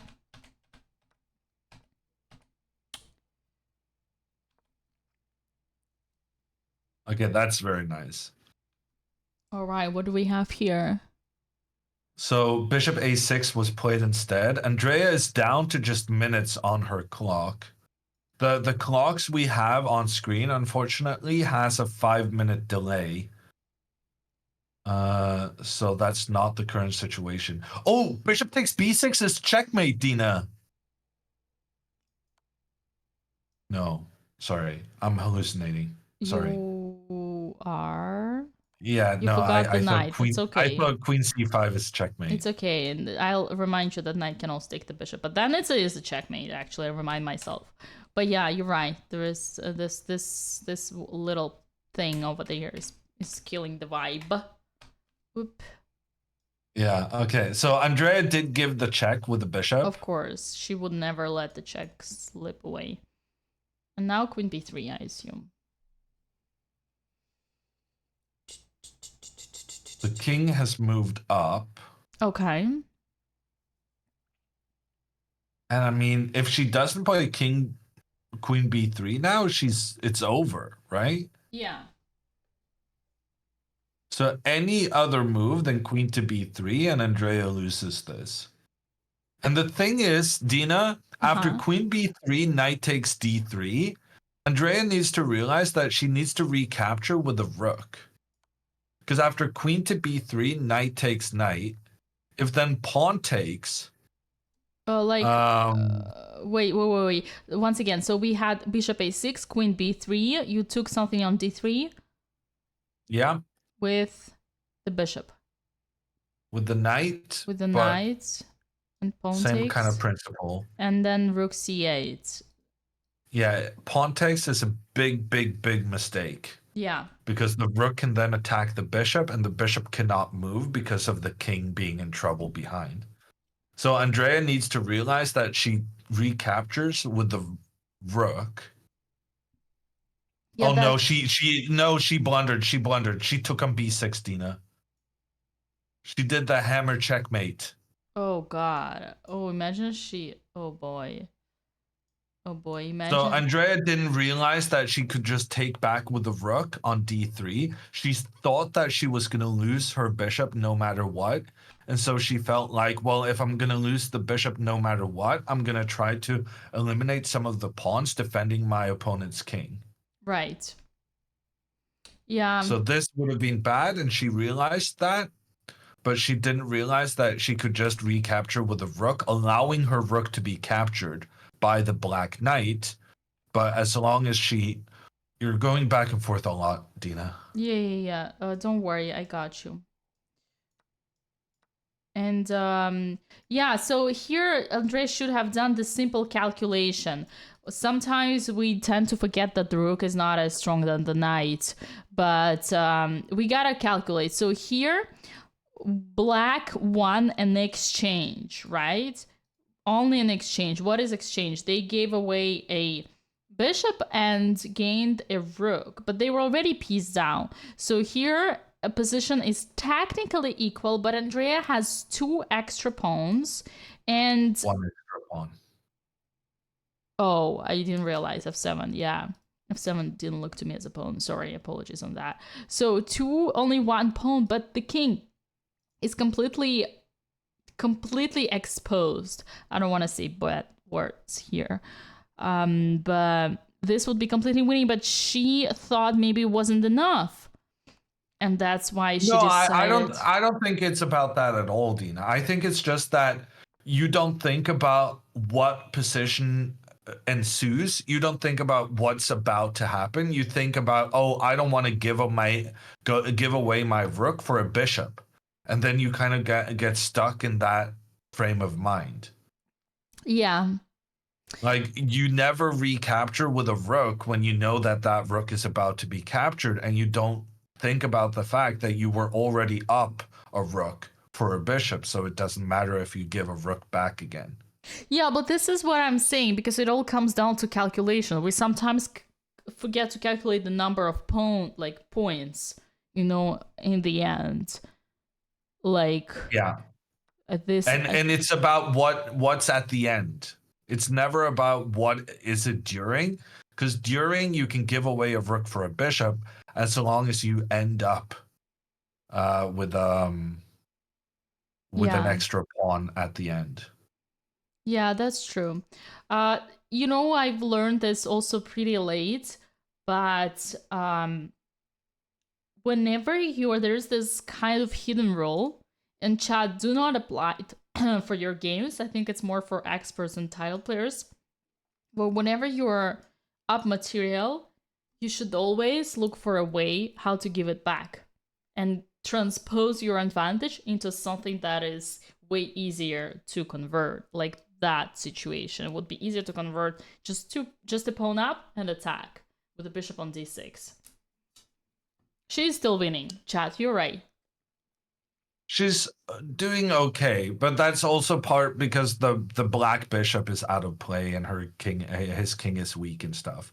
But we're a little bit more nervous now than we were previously. True. So queen to b3 has been played. The queen is pointing in towards the black king. Didario, he captures the white knight before it can do any damage. After rook d3, Andrea is winning again. Hammer. Well, she's gonna play rook d3 because the knight is pinned. Yeah. This is a mistake. This is a huge mistake. Instead, he should have tried to activate his bishop, and c3 apparently wouldn't have been as bad because rook c... Okay, this is complicated. We pin the pawn, and if the king goes away, then... Oh my god!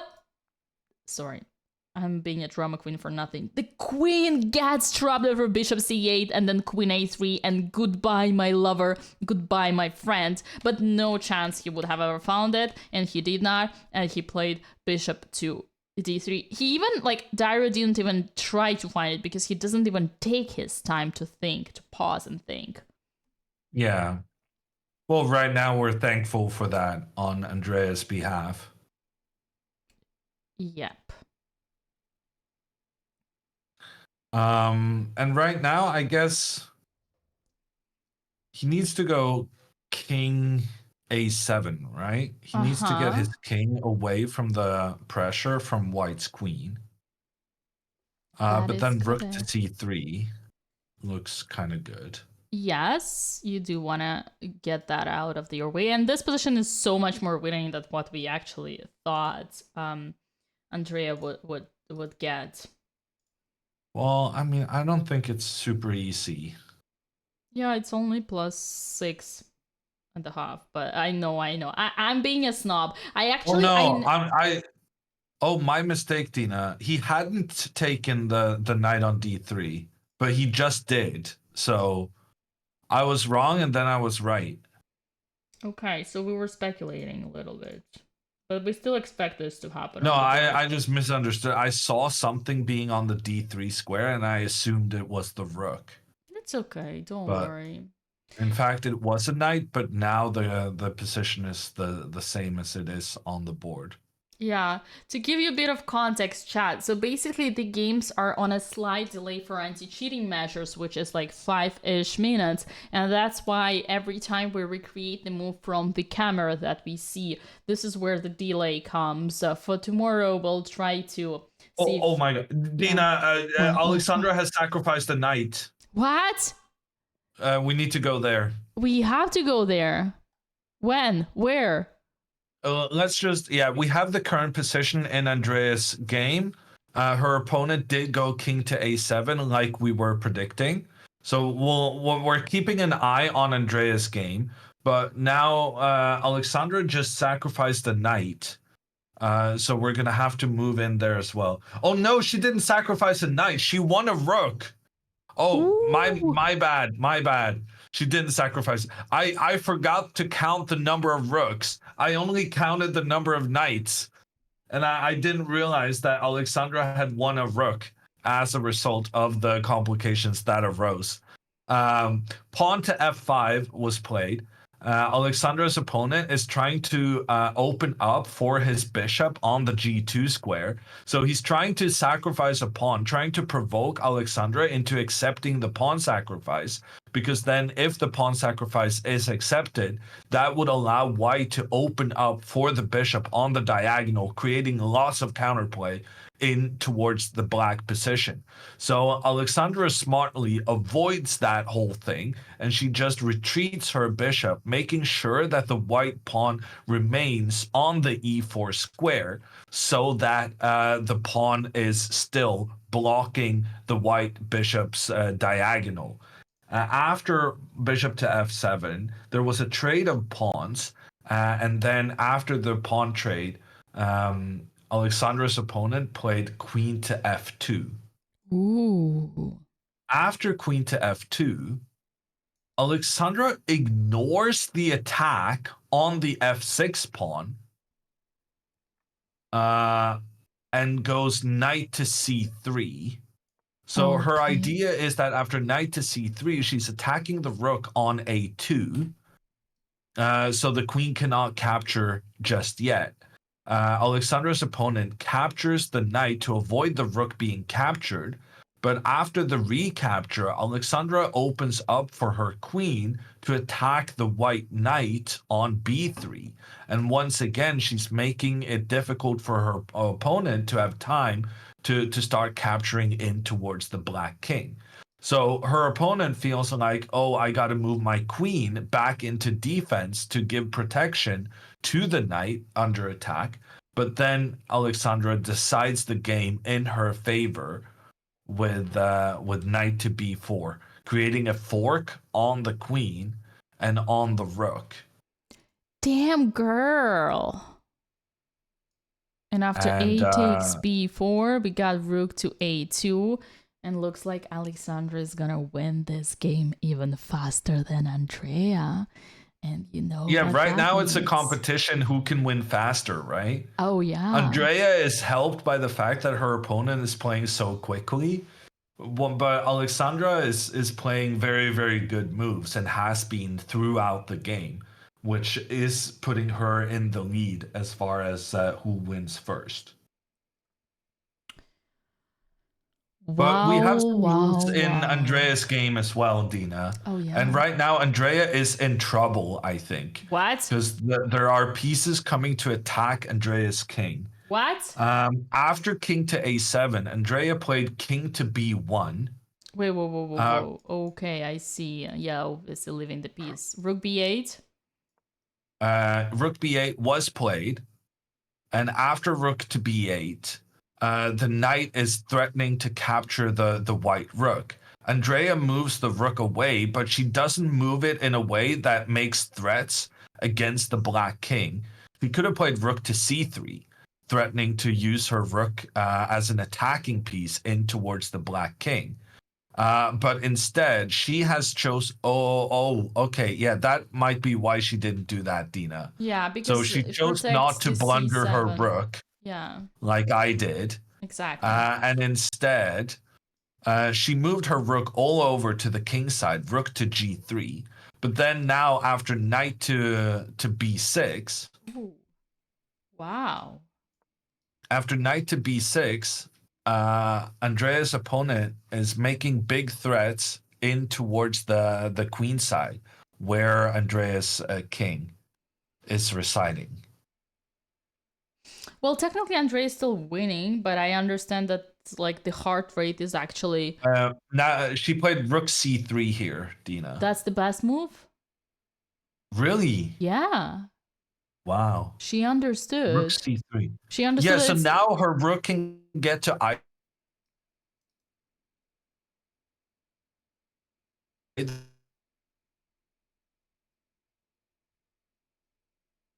Oh boy.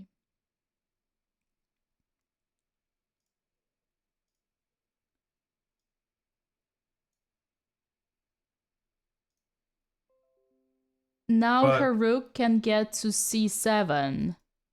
Or c5. Like her opponent is struggling to defend both of those. Right. That's amazing. And basically Andrea understood that it is time to give away the exchange because the knight is too strong, and she's already up on exchange, so she can afford herself to do that. Oh, she's not going to give it away. She's going to go rook c5. Oh right, because two knights don't jump at the same time. Right. My bad. Apologies on that. Wow. All is fine, Hammer. Honestly, we're fine. Yeah, and Alexandra is completely winning. Just update her moves just quickly. After b takes c5, Alexandra decided to just cash in. So b takes c5, she played rook takes c2, c takes b6, rook takes c1, knight takes c1, and rook to a1. And Ooh. You know a Hammer?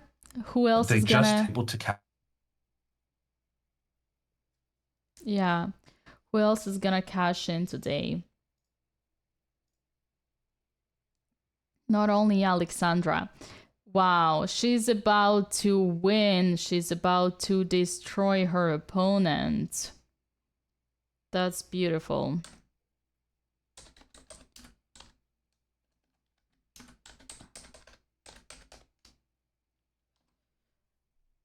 And position is completely winning, basically. After b7, you always have this rook to b1. And the queen cannot promote because the rook is stopping there. And yeah, like I think we're gonna see the resignation. I think it's gonna be our first point. Yeah, they're signing the score sheets right now. Congratulations to Alexandra winning the first round and doing it in style, I think. A very clean win with the black pieces against an opponent that is 200 points lower rated. But I just want to remind everyone that you get more rating from beating a guy 200 points lower rated than you get for drawing against a player 200 points higher rated. So if Alexandra can get on a really mean girl streak this week, then she can gain a lot of rating stomping these 1700s. And you know what that means, chat?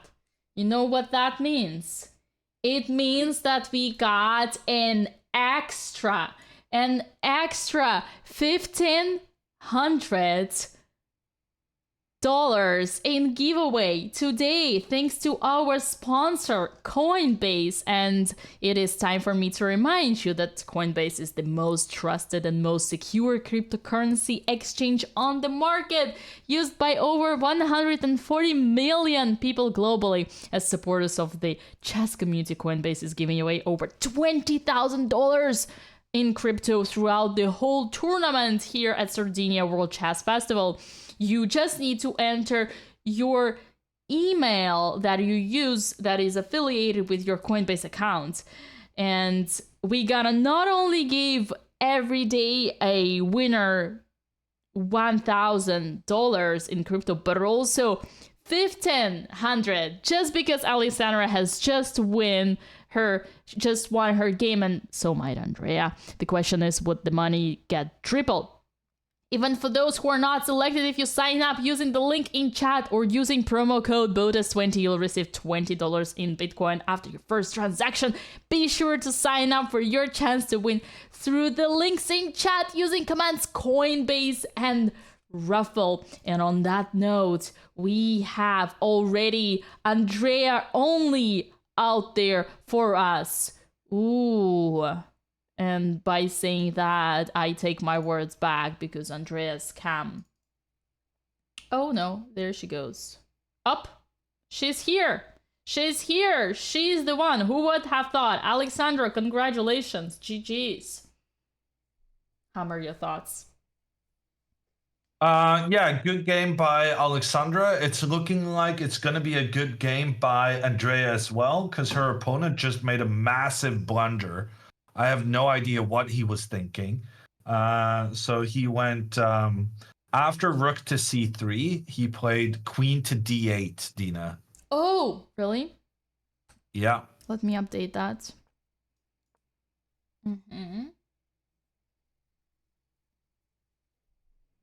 Oh, that's amazing. And after queen to d8, Andrea goes rook c5, threatening rook takes a5 with possible checkmate coming up. In order to defend against that threat, her opponent captured the pawn on a4.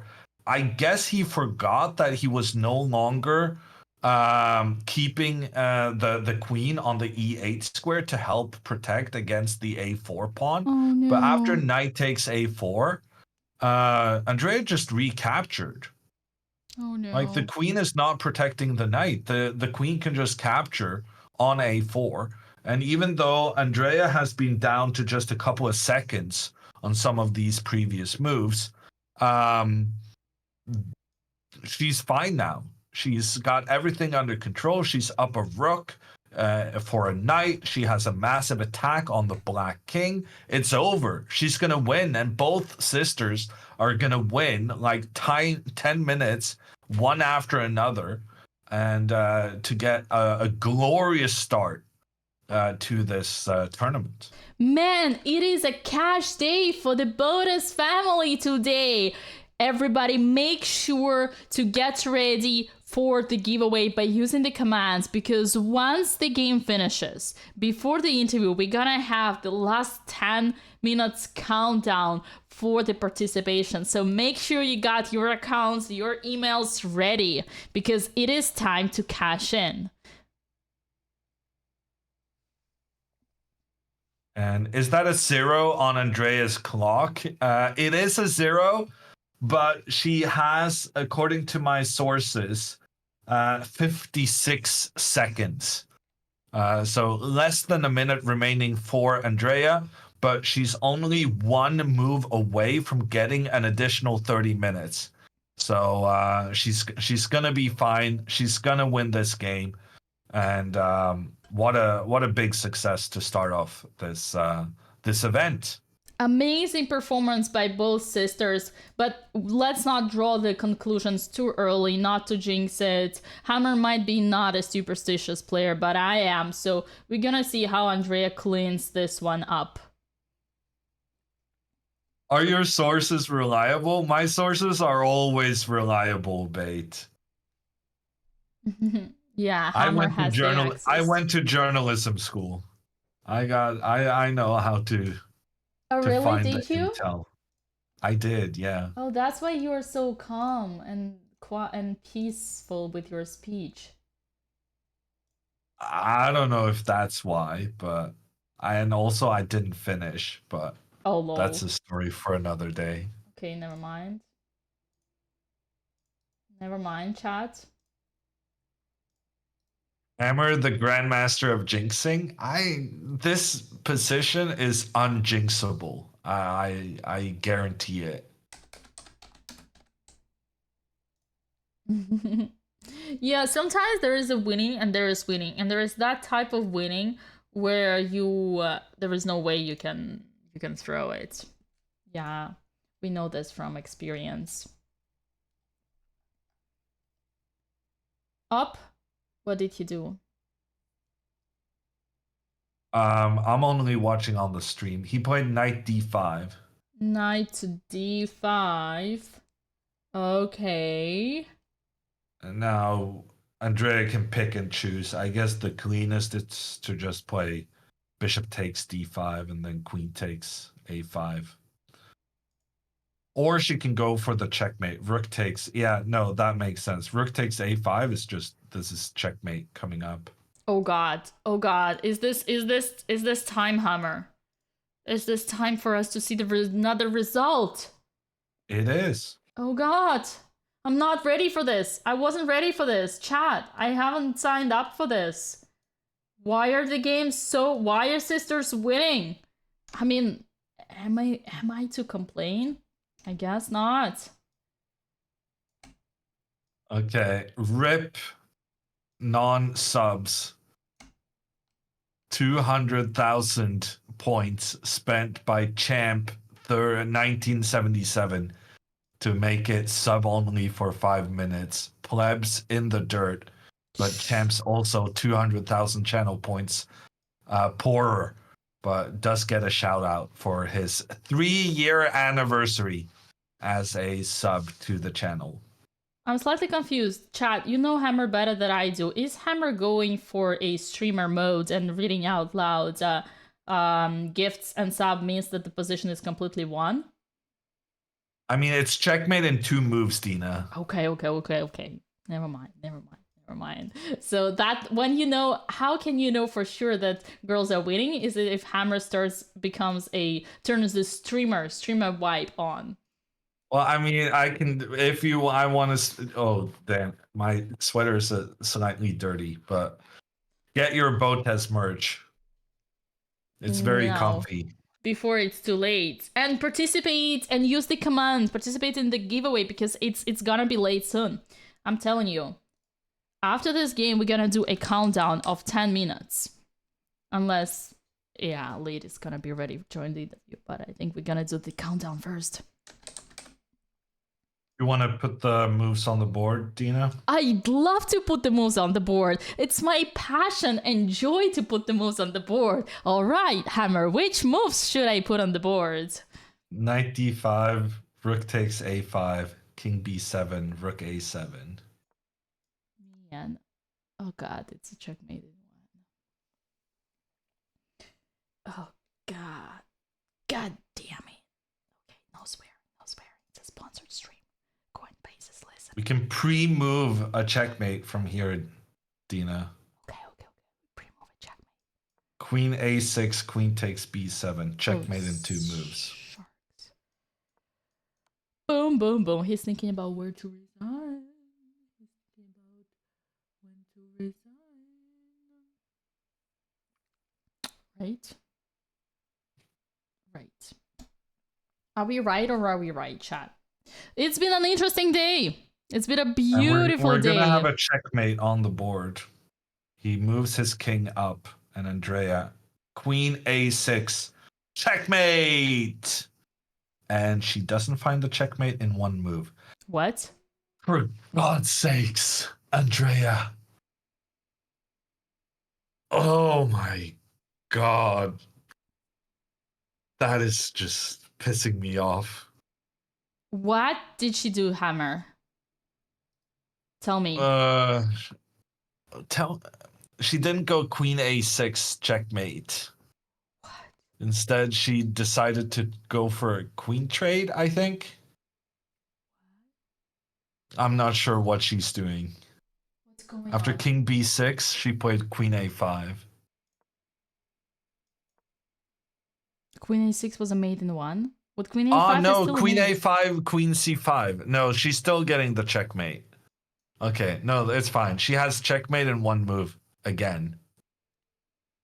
Hammer, I wouldn't be so...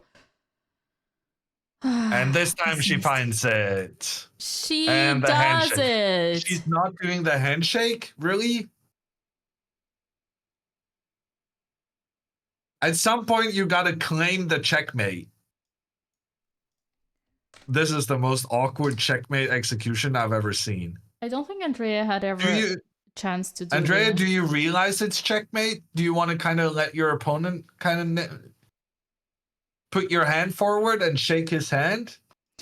She's waiting for him to give up any hope, but he's looking at her and he's like, I've never seen this before. Someone giving a checkmate and then not offering their hand to their opponent. And that is the lousiest handshake I've ever seen also.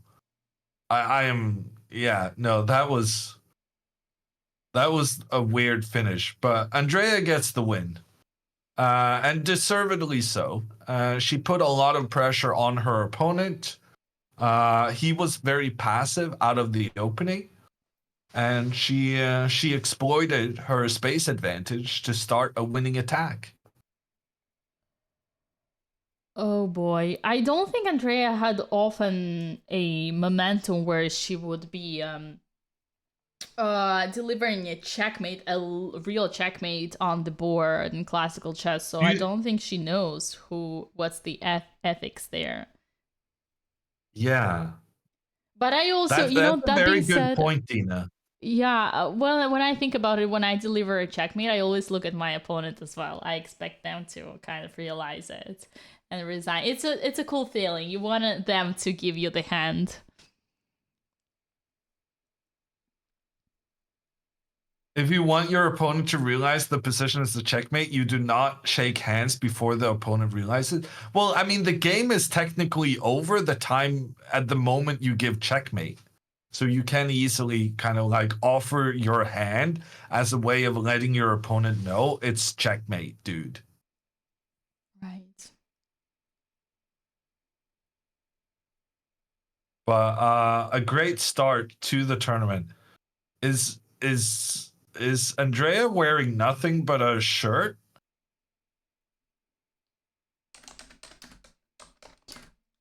Oh, From that angle, it looked Hammer, like she what was would missing you why would you think so? How could you? Hammer, don't. It's the style. This is how girls in LA dress. What are you talking about, okay. Hammer? I didn't know. Hammer doesn't know about shorts. Literally Norwegian. We don't do a lot of shorts in Norway. We need the good clothing for the harsh weather.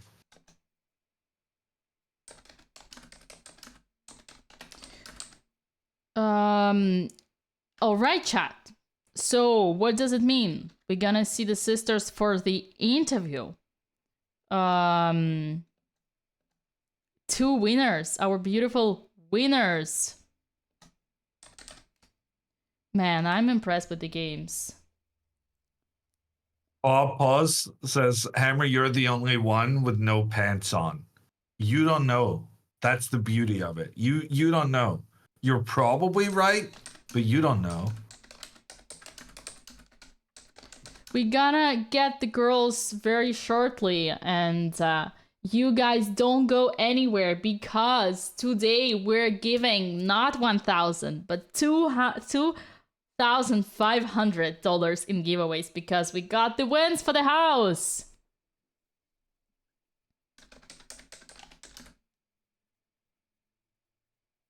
Hammer, are you proud? Am of I supposed to say something? Well, you can always proud. say you're. How proud are you? No, I'm very proud. I think Alexandra played a good game. I think she's going to be feeling good. Andrea also played a good game. A complicated one in Andrea's. It was more risk.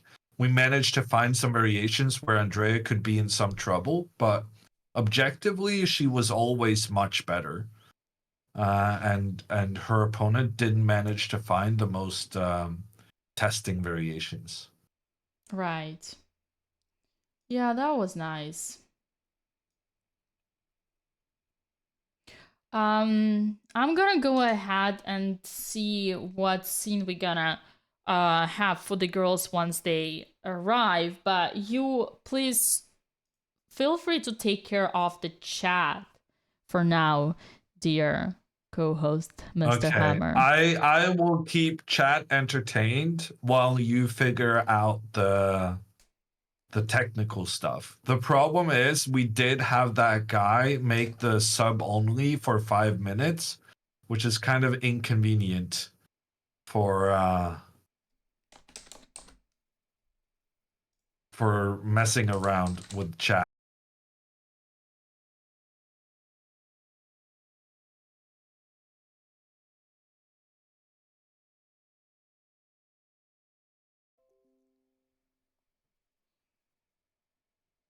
Hello, Hammer. Hey. You're here. Bring back your camera. I want to see you. I want to see your beautiful face. Great. Now, there you go. There you go. Now we got you. We're back. Up. He's here. He's here. And who else is there?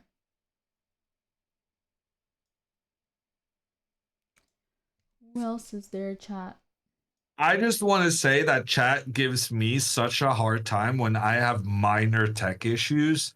And I think I'm not trying to like give you a hard time, Dina, but I do think chat needs to be more appreciative of that tech issues on day one does happen, and you gotta give me more slack when it happens to me, chat. That's a beautiful note to welcome Alexandra in the call. Hi, do you guys have space for video? We will absolutely have. Do you want to go through your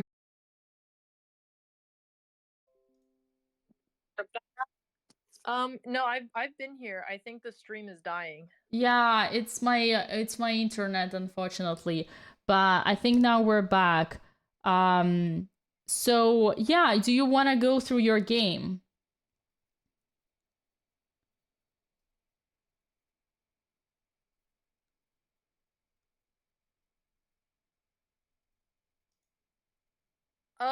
I don't know if we have to go through the game. I think we could talk generally, but I'm more worried that the internet is not connecting, so I don't know whether to even turn on internet video. Do you think video will work, or should we just do audio? And then that's okay too. Yeah, well, yeah, up to you. I don't think it's Yeah. Because I think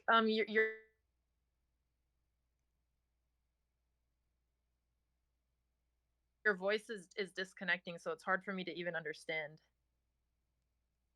Hammer, you hear me? I'm hearing you Hello? just fine. Yeah. Let's give it one more shot. And you can put perhaps your... Yeah. Okay, I think it's back now. Okay, well, I'm gonna. Okay, sure.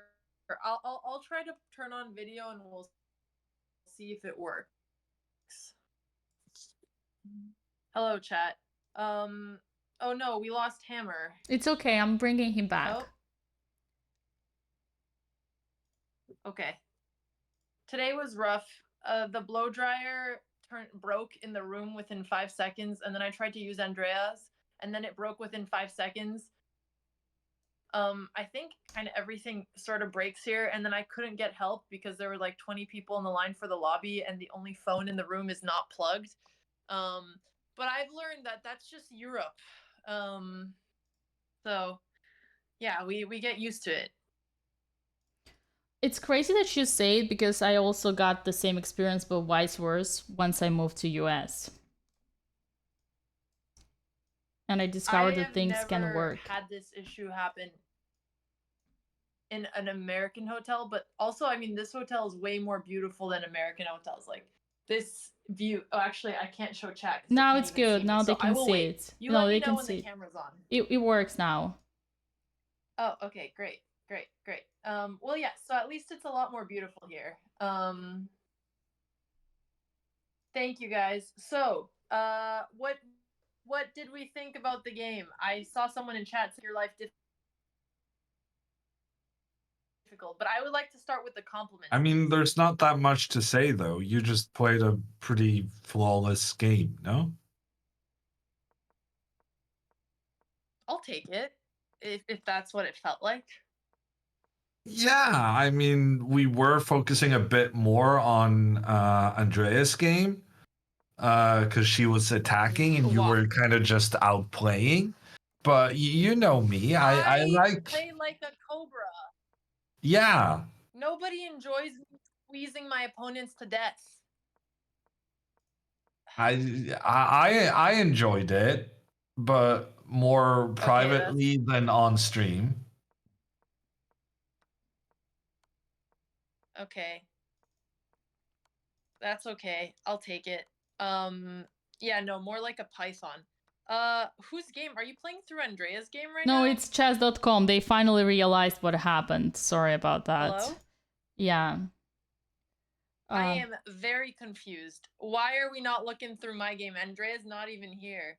No, it's chess.com. I'm changing that. It's the game is just updated now itself automatically.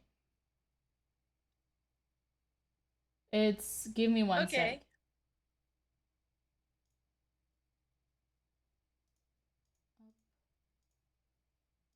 Well, in the meantime, Here.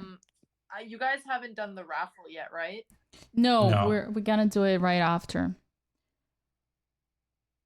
Yeah. Well, I think there's around like 50 people who actually signed up. So 50 of you, that's pretty good chances. So good luck. And you girls won today, so we have more even. We have 2,500 because you won. Oh, hell yeah. Well, good luck to everybody who wins. You cannot participate in the raffle unless you already have an account, so you can't win without it. That's all you need to do to enter the raffles.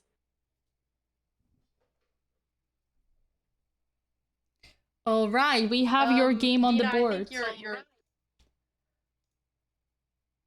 Okay, cool. Yeah, if you want to go through it, Hammer, are there some key moments? Say something? Can you not hear Dina speaking right now?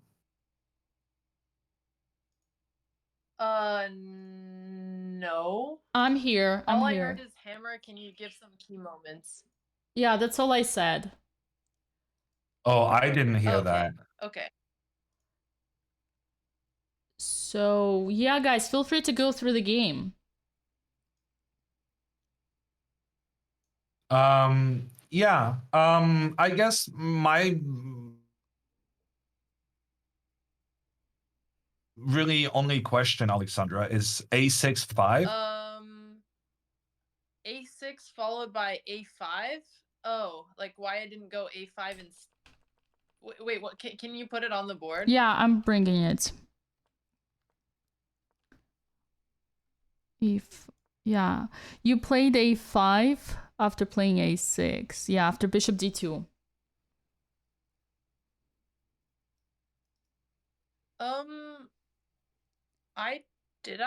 I don't think I played A5. Lol. Are you sure this is what happened? I mean, it's what is said on the yeah, I did. I did internet. play A5. Yeah. Oh, okay. Yeah. The reason I thought that with A3 he had made it hook, so I thought that if he pushes A4, I get my knight to B4, and if not, then I can play A4 and then do what I did. So I thought that made sense. Yeah. But did you then regret playing A6 previously? Well, isn't the reason that I played A6 what got him to play A3? Yeah, but by playing, so I mean, you still kind of wasted the tempo, right? Because after A3, he could have gone B3. So he could have gotten B4 in the long term without allowing A4, and that means you did kind of waste a tempo because you could have played A5 immediately if this was how you were planning to play it. Yeah, I think that's fair. I will note that down. I didn't even realize I did it. But you know what I did think I did well? I tried to take my time more in the opening, and I thought that I used my time well in this game. Yeah, no, this whole plan with D4 was very nice. And yeah, A4 was nice. I kind of disliked knight B6, but I started liking it after a while. And it was very justified once he went B3 and your knight got up to A4. Then knight B6 turned out to be brilliant. I think it was overall just a good game. Do you want me, Hammer, do you want me to show this on the board? I mean, yes. Which, but say again, where was it? now it's kind of too late.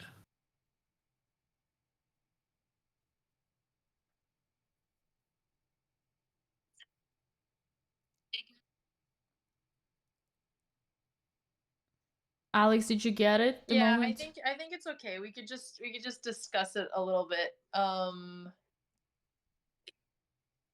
Yeah, I got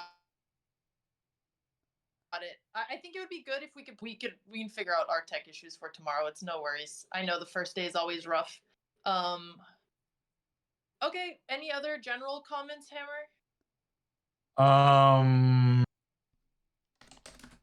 No, I think it was a good game. I don't really know what else to say. You managed your time well. You played good moves. No, it was just a good game. Okay, thank you. I appreciate it. Well, I think Andrea's probably going to call also, but for everybody in chat, don't worry. We're going to figure out the tech issues. It's day 1. We have another 9 days of this tournament. 7 days. I had chaos even just getting here. 7 days? Oh, is it not 10 rounds? Oh, because we have double rounds, It's right? 9 rounds and 1 double round. Yeah. Oh, okay. Okay, well that makes sense. Well, we have a lot more days coming ahead, chat. And on my way here yesterday, I had to take a connecting flight and I lost my passport on the first flight. So then I missed my second flight. And then I had to track down my passport, which I have a tracker on, but it was really hard because the Barcelona airport is a little bit of a shit show. And then because I didn't make my flight, they took off the luggage and they didn't know where they put it. And I also had a tracker on that, but it took like 3 hours just to get my bags back. And then I finally got a flight, which I almost would have missed because the person helping me with booking didn't even realize there was a flight that night. But somehow we found it last minute. And then I somehow made it here yesterday at 2 a.m. in time for round 1. So at least we're here, but it was a little bit stressful. Alex, how did you lose your passport? I was trying to put it in my backpack pocket to not lose it, and I think when I was putting it in my backpack pocket, it must have slipped on the side. So pretty unfortunate. Damn. This is crazy how track devices can help you save these things.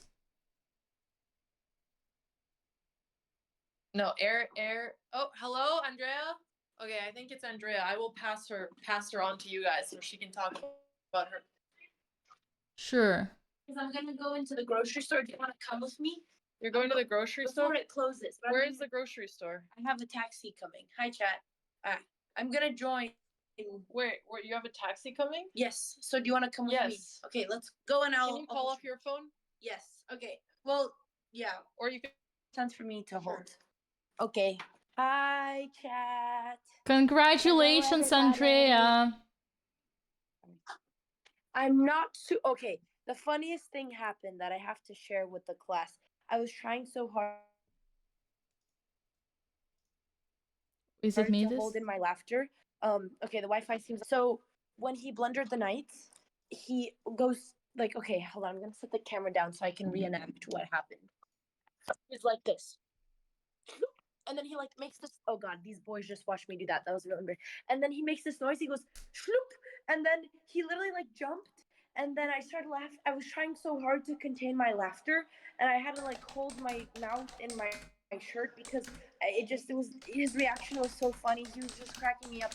And then the checkmate, the poor guy, it took him like 10 minutes to realize it was checkmate. And I just I don't know Andrea, if I can just go around beating all these grandpas. Andrea, why don't you say to him, checkmate? Because I didn't want to be rude. I didn't want to assume that he wasn't gonna see it. I'd be offended if someone said checkmate to me and I'm 1600, but he clearly needed it. So. But like, don't you think it's kind of weird also not to even kind of acknowledge the fact that the No. game is over? I think it's worse. Like when I play with a kid and they say checkmate, and I already know, I'm so annoyed. But maybe that's what I should have done. I didn't realize. Where is my sister? I guess that's what I should have done. I just don't like it when people say checkmate to me because I assume that I'm gonna know. But yeah. No, but I mean, you don't that's what I need to should have say done. checkmate. You can just look at him and stretch out your arm or something. I was searching, but I want to give him. Yeah, okay. I guess. Well, the only reason I didn't do it is because I was trying not to be rude. But I guess it's the other way around. I thought it's rude if like you don't give them time to look at the position themselves, because then you're just awkwardly sitting there with your hand out while he decides. But you were also awkwardly sitting there trying to make him realize that it was checkmate, which also, makes him look bad. So in a way, that's rude too. Andrea, don't listen to him. I never say checkmate. I always look at them like at idiots and wait until they shake my hand. They give me their hand. But okay, good. Yes, but anyways, I'm curious what you guys have to say about the game. I'm not extremely proud. Also, like my brain. Also, where's my sister? Hold on, Alex. Taxi is leaving. Slopo. I'm waiting for you. He's been here. I'm waiting for you. Okay,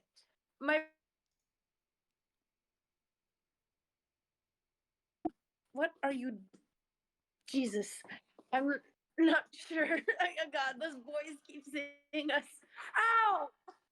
Okay, I'm not sure if I maintained the pressure in the proper way. I felt like I was kind of just making one move attacks, because to be honest, I was position, but it was very obviously a very good position. But I'm not super proud of my play. Well, I think it was fine. You missed a checkmate in one move, which is gonna be clipped and showcased everywhere. But other than that, I think it was a good game. Yeah. I missed the check that I could have made it him. Yes. What? But after I was winning, right? After he blundered the Yes. knight? Yes. Oh, okay. When was it? On the second to last move. So you did a checkmate in 2 instead of a checkmate in 1. Oh. Okay, that's fine. That's fine. Any other notes for the game? Wait, we're missing our Andrea, third friend. Can you give me I think you played a good over game. there? Okay. Yeah. I think you played a listening. good game. For me, one confusing moment was the knight h3 in the opening and then all the knight moves that you did. I think it would be more natural just to push Yeah, exactly. h4. That's more natural to push h4. Yeah, exactly. Oh, I found the taxi. Yes. I thought I was trying to come up with a plan. No, I agree. That didn't make any sense. Hello. Okay, sorry, we're getting But in a it turned taxi. out to be well. And you Okay. know, in those moments when you get center, like strong center like you did, Yes. and your opponent doesn't Yes. react to it, you gotta ask yourself what's Yes. next, what's the goal in our life. And if you got beautiful Yeah. pawns and then the opponent doesn't oppose to it, then you just move them forward like you like, grab even more space. So basically anytime d5 or sometimes e5 would be good moves, like d5 most likely. You did it eventually, Okay. but you could obviously have done it so much earlier. Okay. 1 second. Let me give the. Can you go to the closest grocery store? Coop. Groceries. Food. Grocery. The closest supermarket. But this isn't the best one. Can someone look? This one. Yeah. That's fine. Yeah. It's 10 minutes away, right? Okay. The best supermarket. Okay. Hammer, is that me or you? Very traumatizing. So now I have to go source some food and hunt for my food. Canada. Okay, that's not on me now. Right? Reminds it to everyone that we Yes, gotta it closes at 8. Okay, when it says 8 online. Okay, all right. Okay, this is the most chaotic. Well, okay. All right, chat. I'm gonna leave you guys before we disconnect. I'm sorry it's been so scuffed. But they still have the Coinbase raffle, so at least someone will win money. He said they close at 7:30. Okay, can I do one thing at once, please? We should check. Okay, can you wrap stream and I'll check? Okay, you wrap up stream. Here, that's your. You asked him because I can't. I was Yes, like, I have the phone. It's guys, I'm arguing with Andrea. The internet is gonna disconnect. The taxi driver said it's gonna be closed when we get there. Andrea says no. So we're on our way with another typical Botez sister adventure. I can't tell if any you guys can hear me because Andrea has chat. So Andrea, We with the can. Chat, I don't even know if I'm I live. need to do the direct. No one else. Okay. All right. Well, then, guys, this is too stressful. Andrea and I are gonna try to grocery store, but everybody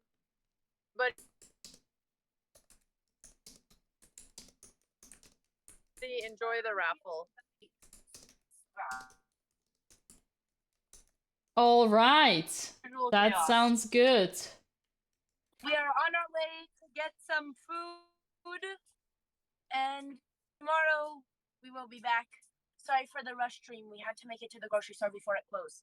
Priorities, because we're in the middle of Italy, and the only thing that they have every day at the buffet, it's an war zone out there, and it's me and all the kids on soccer camp, and they always have their greedy little fingers all over the chicken nuggets and the French fries, and the kids are everywhere. And I'm done fighting for my food, so I'm gonna go and scout my own. There's also no coffee. And there's Unless also you no want to wait for coffee 20 here. minutes. So we So need we're to gonna go go dig that. scavenge some resources. Yeah. It'll be okay. We'll figure it out. Chat, thank you guys so much for tuning in day one. Dina and Hammer, thank you guys as well. I think a lot of we'll I know it was a little bit of a rough start, but day one always is, so we'll figure out stuff for the future. Thank you guys and congratulations on amazing games, amazing wins. That's the way to go. I do hope that you feel better now from everything that was in Spain is left behind with this beautiful double wins for the family. Thank you, Dina. We appreciate it. And Chad, we will be wrapping up with the giveaway. So we will let Dina and Hammer And Dina, but stay till the end if you guys want. I think the graphic was supposed to be all over the screen instead of in the corner, but it's okay. We'll get there tomorrow. Wait, I got excited it. For this graphic. Yeah, here it is. All right, guys, the last 10 minutes of giveaways are about to begin with sisters leaving us on this note. All right, ladies, are you getting out this call or should I kick you out? Okay. Yeah. Or do you want to show them Joking. Just kidding. No. Okay. Okay. All right. Bye, guys. Okay. Bye, chat. See you Good all luck to tomorrow. everyone in the raffle. See you guys tomorrow. Bye, guys. Bye-bye. All right, everybody, Hammer, we are about to wrap up this beautiful show. Let me remind everybody that the timer has started. Has the timer started? Whoa. Wait, Hammer, why did you disconnect? Where did he go? Wait, where did he go? Come back. Hammer, come back. Wait, he just left? Come back. No? Come back. Oh Ooh. yeah, no, sorry, I didn't realize. Yeah, sorry. It's okay. Bring your cam. There we. And here we are. Let's go. Everybody is ready. Everybody has refreshed. And we... All right. What do you think, Hammer? Do you think girls are convinced with their victories? Yeah, no, I think both of them had good games. Alexandra kind of wanted some feedback, but I had none to give her. Well, yeah, rather than A5, right? Yeah, because I feel like she was very much in control. Okay, well, I'm clicking the button start. And here is your 10 minutes countdown, the last 10 minutes to participate in the raffle. You gotta use the command raffle now or never. A5. Dude, for me, the most hilarious moment of the interview was when Alex said she did not play A5. Yeah, no, and it seemed to me like she didn't realize she had played A6 and then A5. Yeah, she probably forgot. She probably thought that she just played A7 to A5, right? I don't know. That's what it kind of sounded like to me. No, I agree. I absolutely agree. That's probably what it was. But yeah, I was also a little surprised Italy doesn't have coffee, but that's another story. We have this beautiful animation chat, and this is your last 10 minutes to participate. Actually, already 9 minutes to participate in the giveaway, now or never. I shall remind you one last time. What are we playing for today and here? You guys all know Coinbase. It has been the sponsor of various shows we have had. And today, in this tournament in particular, throughout the next 7 days, and the next 8 rounds, we gonna give away $20,000 in cryptocurrency. All you need to do is type the command raffle, type the command Coinbase, participate, use your affiliate email that you're already signing up with in Coinbase. And even if you don't get lucky today, you still get, no matter what, a $20 discount if you use promo code BOTEZ20. You will receive $20 for your first transaction after you sign up. So, man, I wish I could participate. I don't know about you, Hammer. Yeah, no, It's okay. It's okay. I'll participate for you. the hosts cannot participate. I think that's a fair goal. Right. Okay, chat. What else can we say about the games? Andrea's game. Yeah, she understood it. I was surprised. She didn't even objected. Did you see that? Yeah, no, she kind of said that she wasn't entirely happy with her play, but as far as I'm concerned, she had a pretty good game. Like there were some complications at the end, but I think overall she had a good day as well. And I think, well, one of the things we would have asked her if she was not busy trying to, rush to the closest grocery store, is that she she handled, I think, the time pressure quite well. It's not easy to play an opponent who uses less than 2 minutes on every single move. It's very easy to kind of, well, get into time scrambles, make mistakes, be nervous about your time usage. But I feel like she coped with it quite well. And even though she was very low on time, she never went beyond being too low on time. So I think it was a good day all around. Oh, absolutely, absolutely. 6 minutes are left in the giveaway, and I need to stress out that only people who have a Coinbase account can win prizes. So make sure you create an account. Make sure you use the code BOTEZ20. Make sure you use the email with your affiliated the affiliated email that you use there to participate in the giveaway. And today we are throwing $2,500 in the prizes. Beautiful games by both Alex and Andrea. You know what, Hammer? I think it even makes more sense now. That imagine Alex, in her mind, she didn't play a6. She didn't want to play b5. She forgot about that, and then she just imagined it didn't exist. Then it even brought more harmony into the way how she handled that queen side. Yeah. Well, I mean, the a5 a4 just worked out brilliantly in the end. So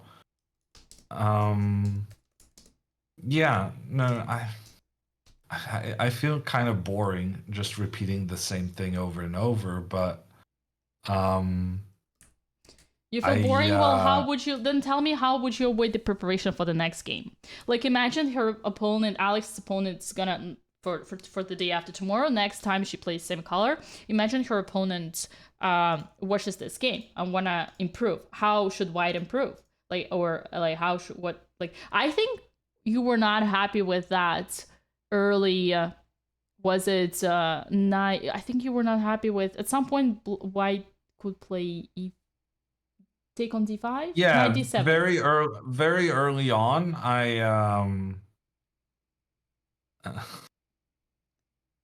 very early on, I felt like e5 would have been a good move for white.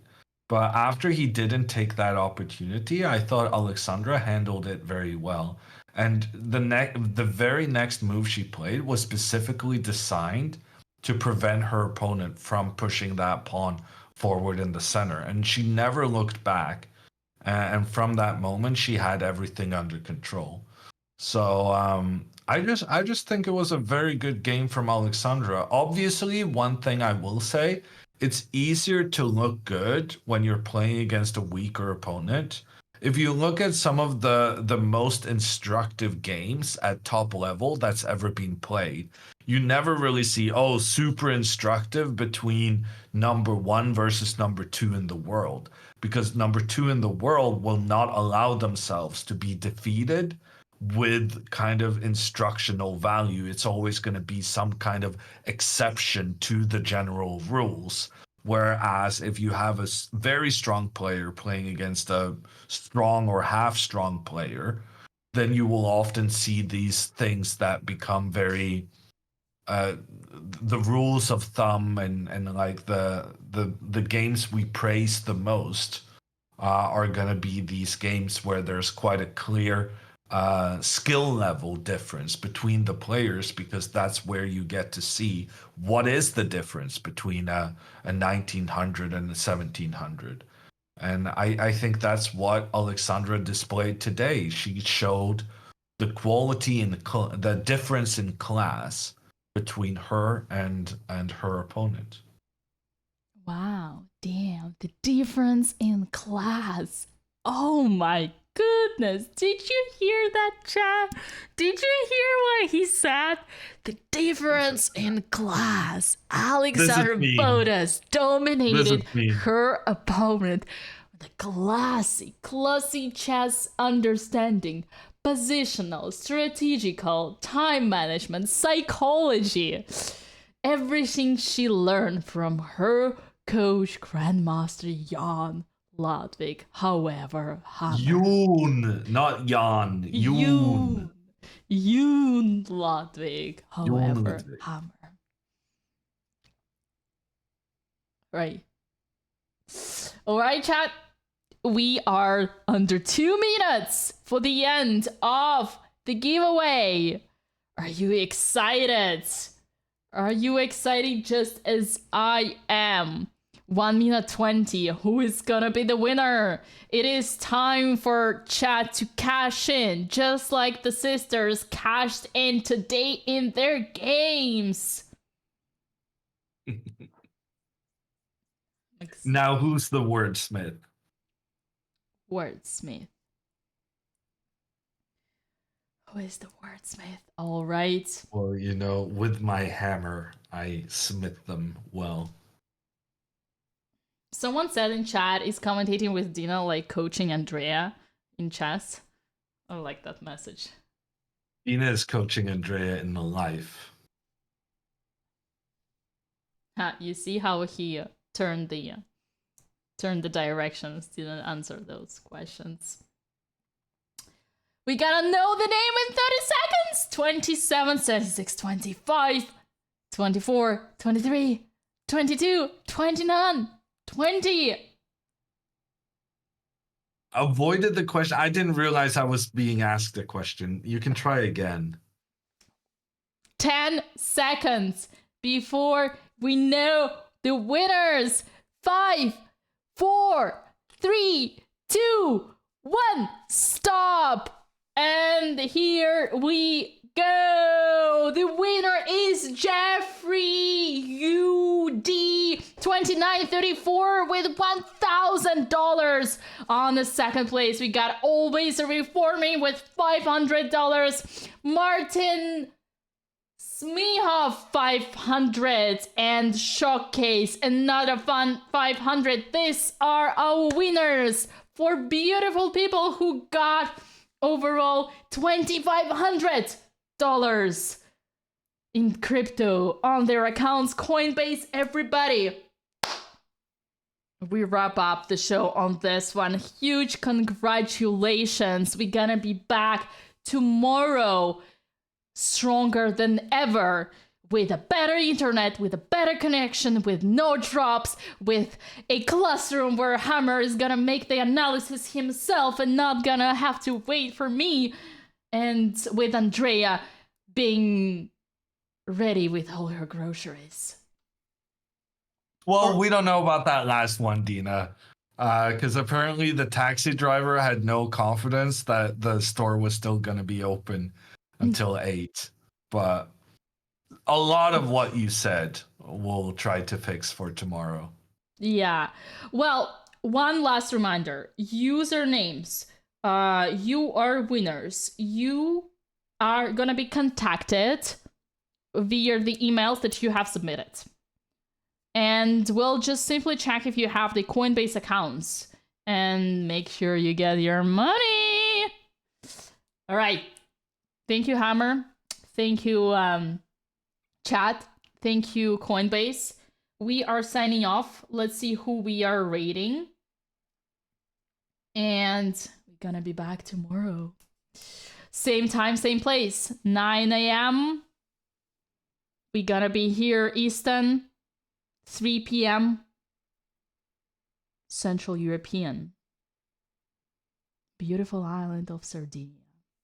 Have you ever been in Sardinia? No, but it looks kind of nice. The Mediterranean islands in general are all very nice. Nice. I kind of miss the sea view, you know, when we had in our, like, literally playing outside in It looked Formentera. kind of spectacular, yeah. Right.